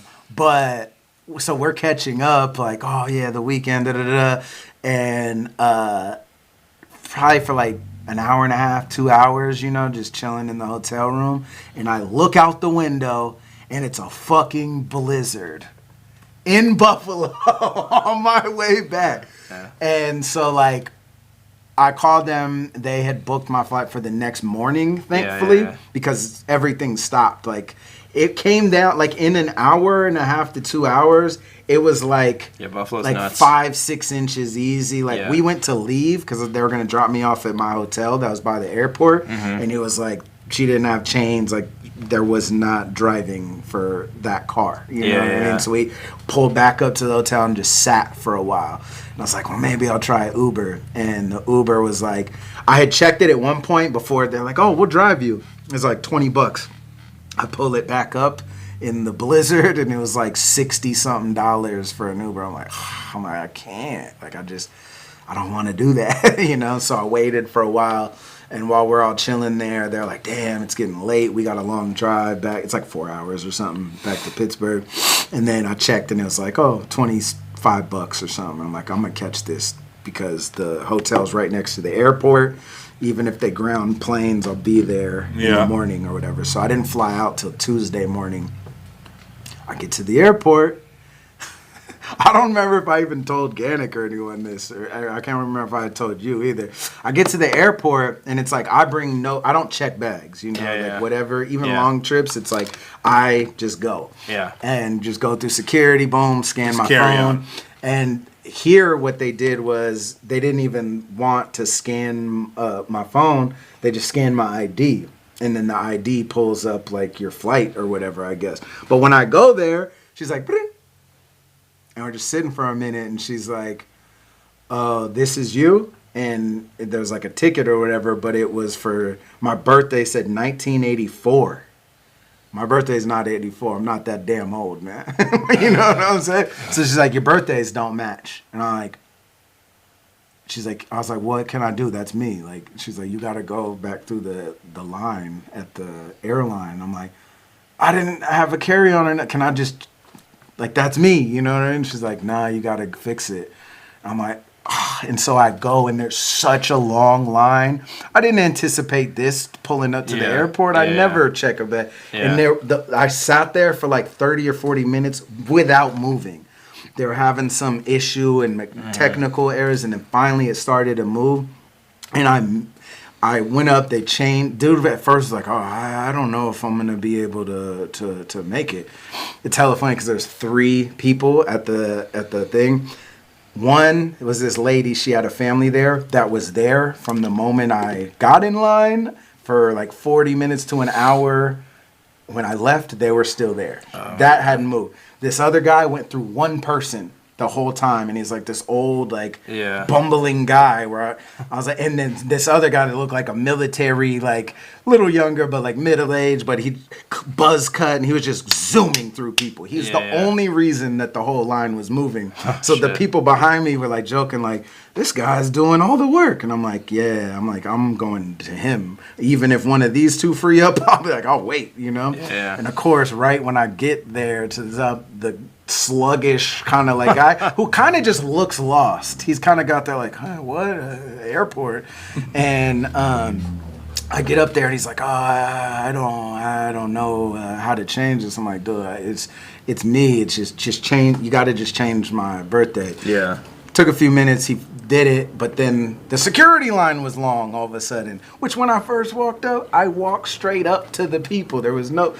But the long story, longer than it needed to be, I made it, but like the last person, like when I walked up, I walked straight on, didn't wait behind anyone, and was the last person on the plane. Yeah. Barely made it out of Buffalo. Oh my God. But I was just like, at that point though, I was just like, I did my part. I got there. We're gonna get home. Yeah. But it was just like, of course, there's another blizzard. Of course, this other thing happens. This was like definitely a Horizon Zero Dawn side quest. You know what I mean? So you flew to Sacramento and then drove straight back. Yeah. Oh my God. Yeah. So that's like a 6-hour flight. Yeah, and then like a 6-hour drive. Yeah. Oh my God. Yeah, 5 to 6 hours. And there was snow in the past when I, like in the Grapevine when I came, but not on the road. It was like on the side. Like they cleared it. But I was like, man, I could have. Damn. So it was like my journey. What a fucking journey. Yeah. It was insane, man. But all that to say, like, best battle event I've ever been a part of, and seeing the community come together from the battlers who, we all we could do is donate our time and our art and everything for the cause and for Pat Stay's, family and in his legacy, you know what I mean? And it was really powerful to see everyone come together for that, the fans in the crowd and everyone who bought the pay-per-view and just the overall everything about the event. Everyone making it through on a 2-day event in Toronto by itself is like, that's insane. Yeah. So it was definitely an inspiring thing to like see and to be part of, man. I was like really grateful to do it and have that moment. Hell yeah. Fuck yeah. Yeah, it's amazing. It's fucking incredible, man. But yeah, More like a pilgrimage. If you want to talk to the chat for a little bit since we're live. Yeah. Chat, what the heck is going on? You guys want to talk to Illmac and Chase? Got any questions? Little fucking Q&A or what? Yeah, no. Hey, shout out You to can my scroll mom back, in the chat. You can scroll back up if you want to like answer any questions from the past. I just retype them if you typed one. Yeah, for real. Yeah, shout out to my moms in the chat. You know what I mean? Also, like, before we do go, again, I want to say, like, we should actually play a joint, but Yeah, we got it. Which one do you want to play? Patreon.com/IllmacTV. I've been dropping a song a week. The weekly joints. I haven't been dropping any music publicly, but I've dropped 4 songs over the last few weeks on Patreon. I just dropped the 4th one today. All the Raising the Bars and the podcast go there first. Yep. So we're having this live, but then it'll probably come down and go up on the Patreon, Yep. But yeah, like we're trying to build the community there, and like I want to do some really cool shit in the future. Like, Yeah, go subscribe to the Patreon. There's going to be video content. There's audio content there weekly. There's going to be Meanwhile on Earth episodes every week. There's an unreleased episode up there right now. Yep. oh yeah, So there's going to be this episode and then the unreleased one and Raising the Bars. I think you got like a couple in the cut, right? Like that we're going to do. yeah. So I got basically one where I just need the closer. Like I Yeah. need like 4, but I might just. I was thinking about this today. I'm like, I should just ask the patrons, like, how should I end this verse? And like pick one of their ideas, make it my own. cool. But, like, Yeah. And Desi, Connor, I know y'all are part of the patron squad. Help me think of just an ender for a Raising the Bar. Put it on the thread of Raising the Bar. But yeah, I got one that's pretty much done. I have it memorized up until, again, just needing the right way to end it. And then I have another one that's like halfway done. And then a One Above session that's like done too. Over the Lil Wayne Glory beat too. Oh, So yeah. got a lot of stuff that I'm trying to just wrap up to drop. We're back active again, man. Yeah, word. So go sub to the Patreon. You're going to fucking not regret it. It's going to be great. Mm-hmm. You guys see any questions you want to answer? And she's only subbed for the new music. She's like, I ain't trying to write your shit. Someone asked if you're a cannabis fan. I went through a cannabis phase. What's funny is when I went through a cannabis phase was right when he dropped 2000 BC. I didn't hear his first album. Oh, you didn't hear until Cannabis? later. Nah, That was crazy. I found Cannabis through. I think I clicked the song from 2000 BC randomly that So featured even Rakim. second round knockout and shit like that? Yeah, I'm the same way. I started around then. I heard that his joint would Rakim first. I know that. And then I was like, wait, what? And I was Yeah. still like, I kind of like, I had a phase where most of my early, I just listened to gangster rap and then like got into some East Coast. And then honestly, like Cannabis is what I realized, like, wait, there's underground music? Yeah. Like, and I was like, people that use words like tetrahedron, and I was like, what the fuck is this? Like, it was like an alien thing. Like, hearing Cannabis, I was like, dude, I didn't at know that you time, could do this. it was mind-blowing. I didn't know you could do this with Yeah. rap, you know? Yeah. The first time I heard it was the Wake Up Show freestyles that he was doing with that punks want to murder me. That's why my burgundy suburban be full of Secret Service security. Yeah, The reason yeah. why I ain't I went a and king is searched absurd. everything That whole I shit. could after that. There was like a couple Wake Up Show freestyles, and then my homie let me borrow the tape of cannabis with Buckingham Palace and Get Retarded and all that stuff. That was at that time, bro. That was mind blowing, bro. Yeah. Like Eminem and cannabis at that time, like opened up this whole new fucking realm of rhyming that was like. That Dude, to me, it was just so impactful, bro. There was something at the height of my cannabis phase. I wrote this. This is me. My cerebral cortex is enormous, large enough to harness supernatural forces and create a vortex large enough to engulf the whole planet's orbit. the lyrical Vulcan, igniting mics to flames whenever I start talking, metaphorically bombing in atomic proportions often, mastering all aspects in this art of spitboxing, and utilize the techniques to beat MCs. See, these weak MCs frequently have idiosyncrasies of sounding weak to me. I'm an elite MC of another species from another region, speaking ingeniously, a supreme being you see in meditation, levitating, separating your neck from your head like segregation. And there was more, but that's all I can remember. That's literally You say like you're a lyrical Vulcan? the lyrical Vulcan, igniting mics to flames whenever I start talking. Dude. That was also when I was trying to sound like him in East Coast. Sound like him. Damn, that's fucking amazing. You should use that in Raising the Bar. But that's literally a rhyme that I just remember because it's so funny. Yeah. And it was like from the height of my cannabis phase when I was probably like 16 or 17. You know what I'm saying? Still good. But, you know, I will say this, and not to discredit it, Hey, thank you, Mom. Come on. Come on. I hate to say this, but one of the biggest fall-offs ever. Because, like, the first two Cannabis albums were so crazy, and then right around, like, the See True Hollywood Stories time, I was such a decline, I was really bro. trying to like it. It was like, I was like, no, and it was like Mike Club. Was that that was after See True Hollywood, right?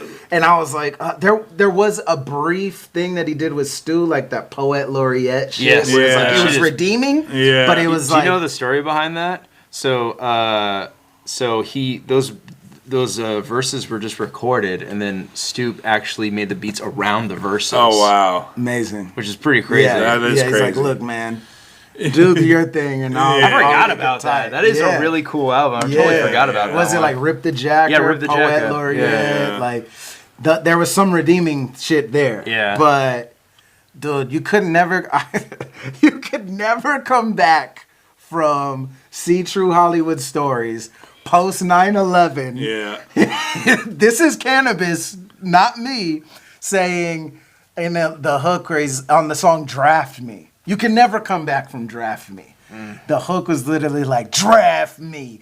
I want to fight for my country, jump in a Humvee and murder those monkeys. Draft me. And I'm like, God, even then I was trying to be such a fan, but I was like, ooh, I got to skip this. This is really bad, my pretty God. gnarly. Yeah. If you guys want to go peep more, Cannabis is actually on my expert opinion.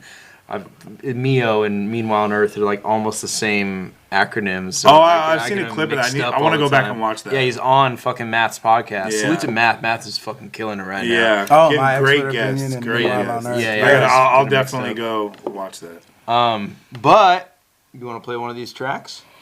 Yeah. So basically, can they see the screen? Do you want me to make it available? No, you don't have to. Okay, So yeah. basically, how I've been dropping songs on the Patreon is like a private playlist. That way, it's like you can bump it while you're driving and not have to like look at each Patreon post or whatever. But out of the 4 joints, I just dropped a song called "Give Up on Me Today." I got a joint called "Phone Home" with Fredo. Hydro Cannon featuring Eddie, which we might even play it on a watch or something at some point, I feel like. But then I got this other song. The first one I dropped was Expectations. I don't know. Which one you think we should play? Expectations they already heard because it's on the beginning of the. Oh, and Hydro's episode 10. on the other one, too. Yeah, That's which they on haven't Gab. heard. Yeah. Unless they're on the Patreon. I say give up on me.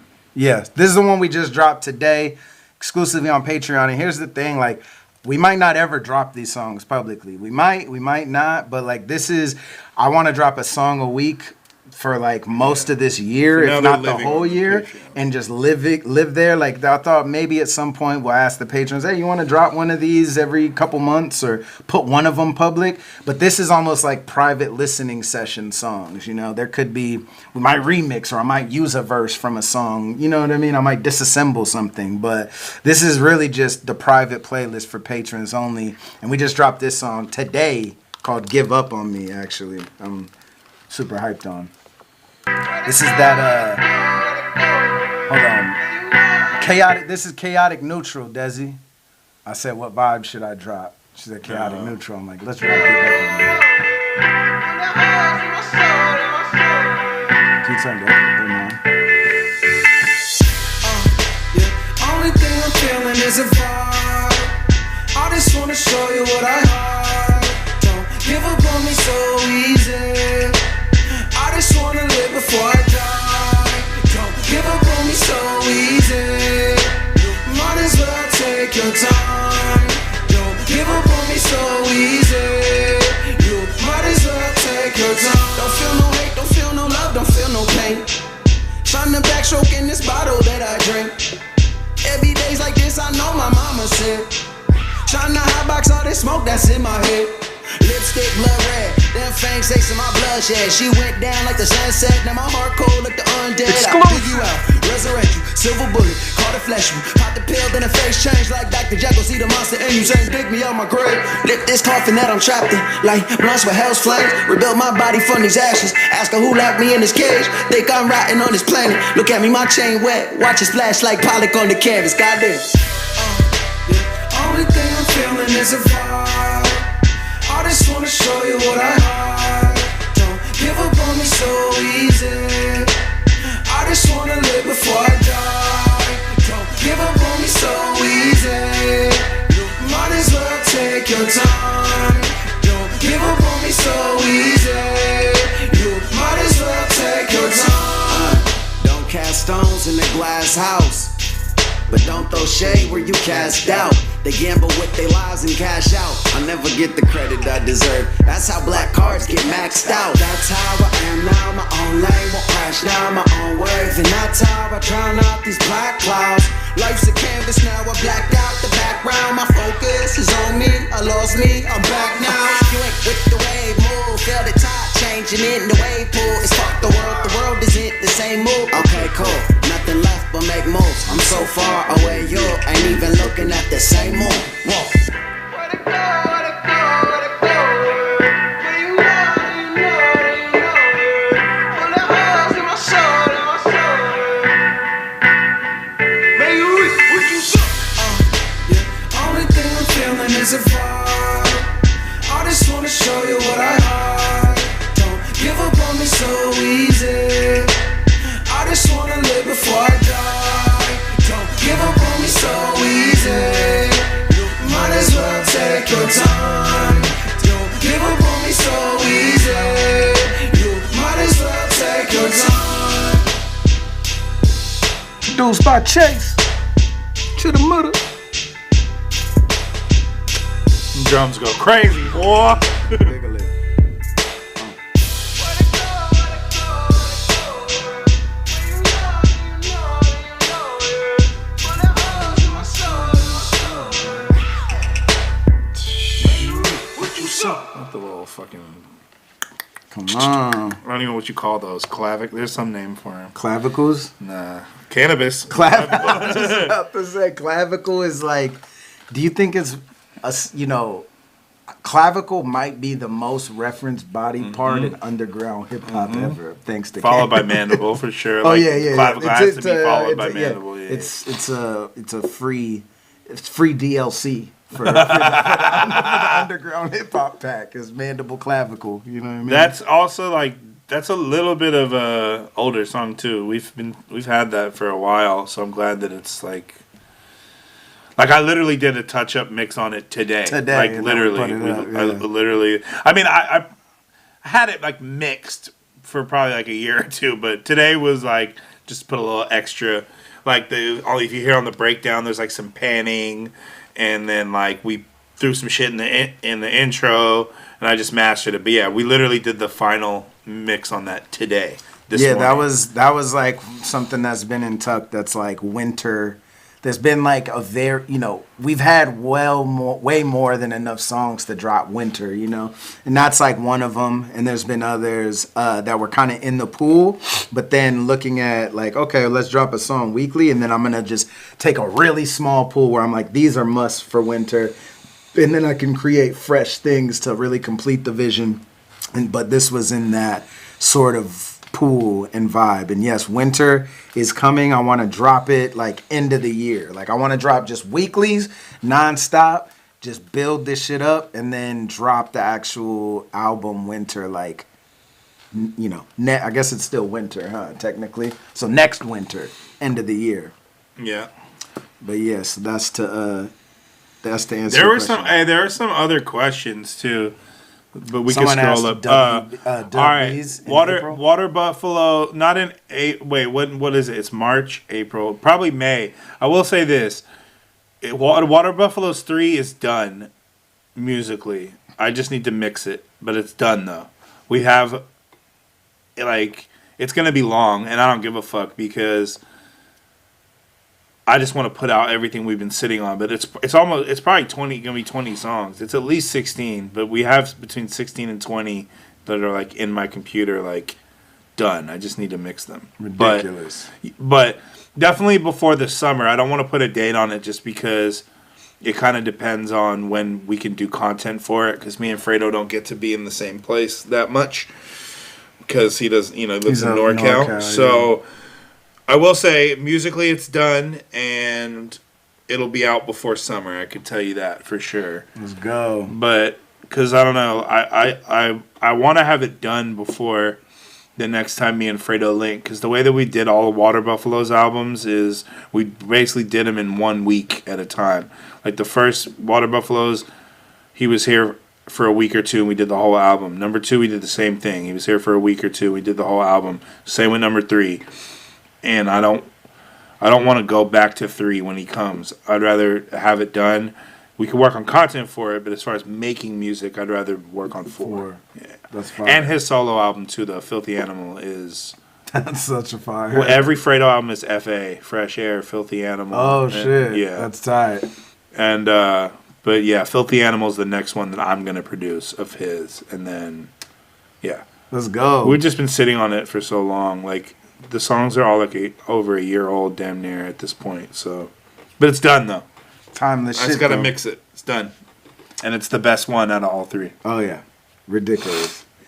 My best rapping I've ever done, for sure. Same with Fredo. Come on, and I got a couple joints at least that we got together. That's gonna be a weekly. Like Dream Too Much, we almost pulled up today, as well as what's that one over the smoke beat? I don't know the name of it. Last time I wasn't myself. Wasn't myself. That joint's crazy. Yeah, me and Chase Chase gonna be on a couple of these weekly joints too, man. We got I probably got a pool of like 25 to 30 songs that are like, okay, these are almost done. These can go out weekly, and then I have a separate pool that's like, these I probably need to save for winter, Nye asked, what tier Patreon do you need to be for music access? Basically, music access is everything on the second level and above. So, the dollar is a thank you. Appreciate you doing what you can. And then $5 and above is like different points of access. But music is 5 and up. A month, you know what I'm saying? Let's see if is there any other questions? Good looks, Flea Market. Raising the Bar 2 is fire. If you haven't seen it, we just put out Raising the Bar 15. I think it's 15 a few days ago as well. So yeah, man, we're back on our shit, everything is ebbs and flows, and we've been on the low, still creating consistently for a while. Now it's like, it's the coming out party, baby. All right, we good? Yeah, appreciate everybody tuning in. This is the first live, meanwhile, on Earth. Think we'll do more in the future. Yeah, for sure. But definitely come through if you want to watch this back. You know where to go. You know what I mean? Patreon.com/Illmac TV. Most importantly, go peep that King of the Dot, that Stay Forever VOD, man. It's really important. Got to support that. And it's amazing. Everybody went above and beyond. It's an amazing event. So if you ain't seen them, go watch those battles.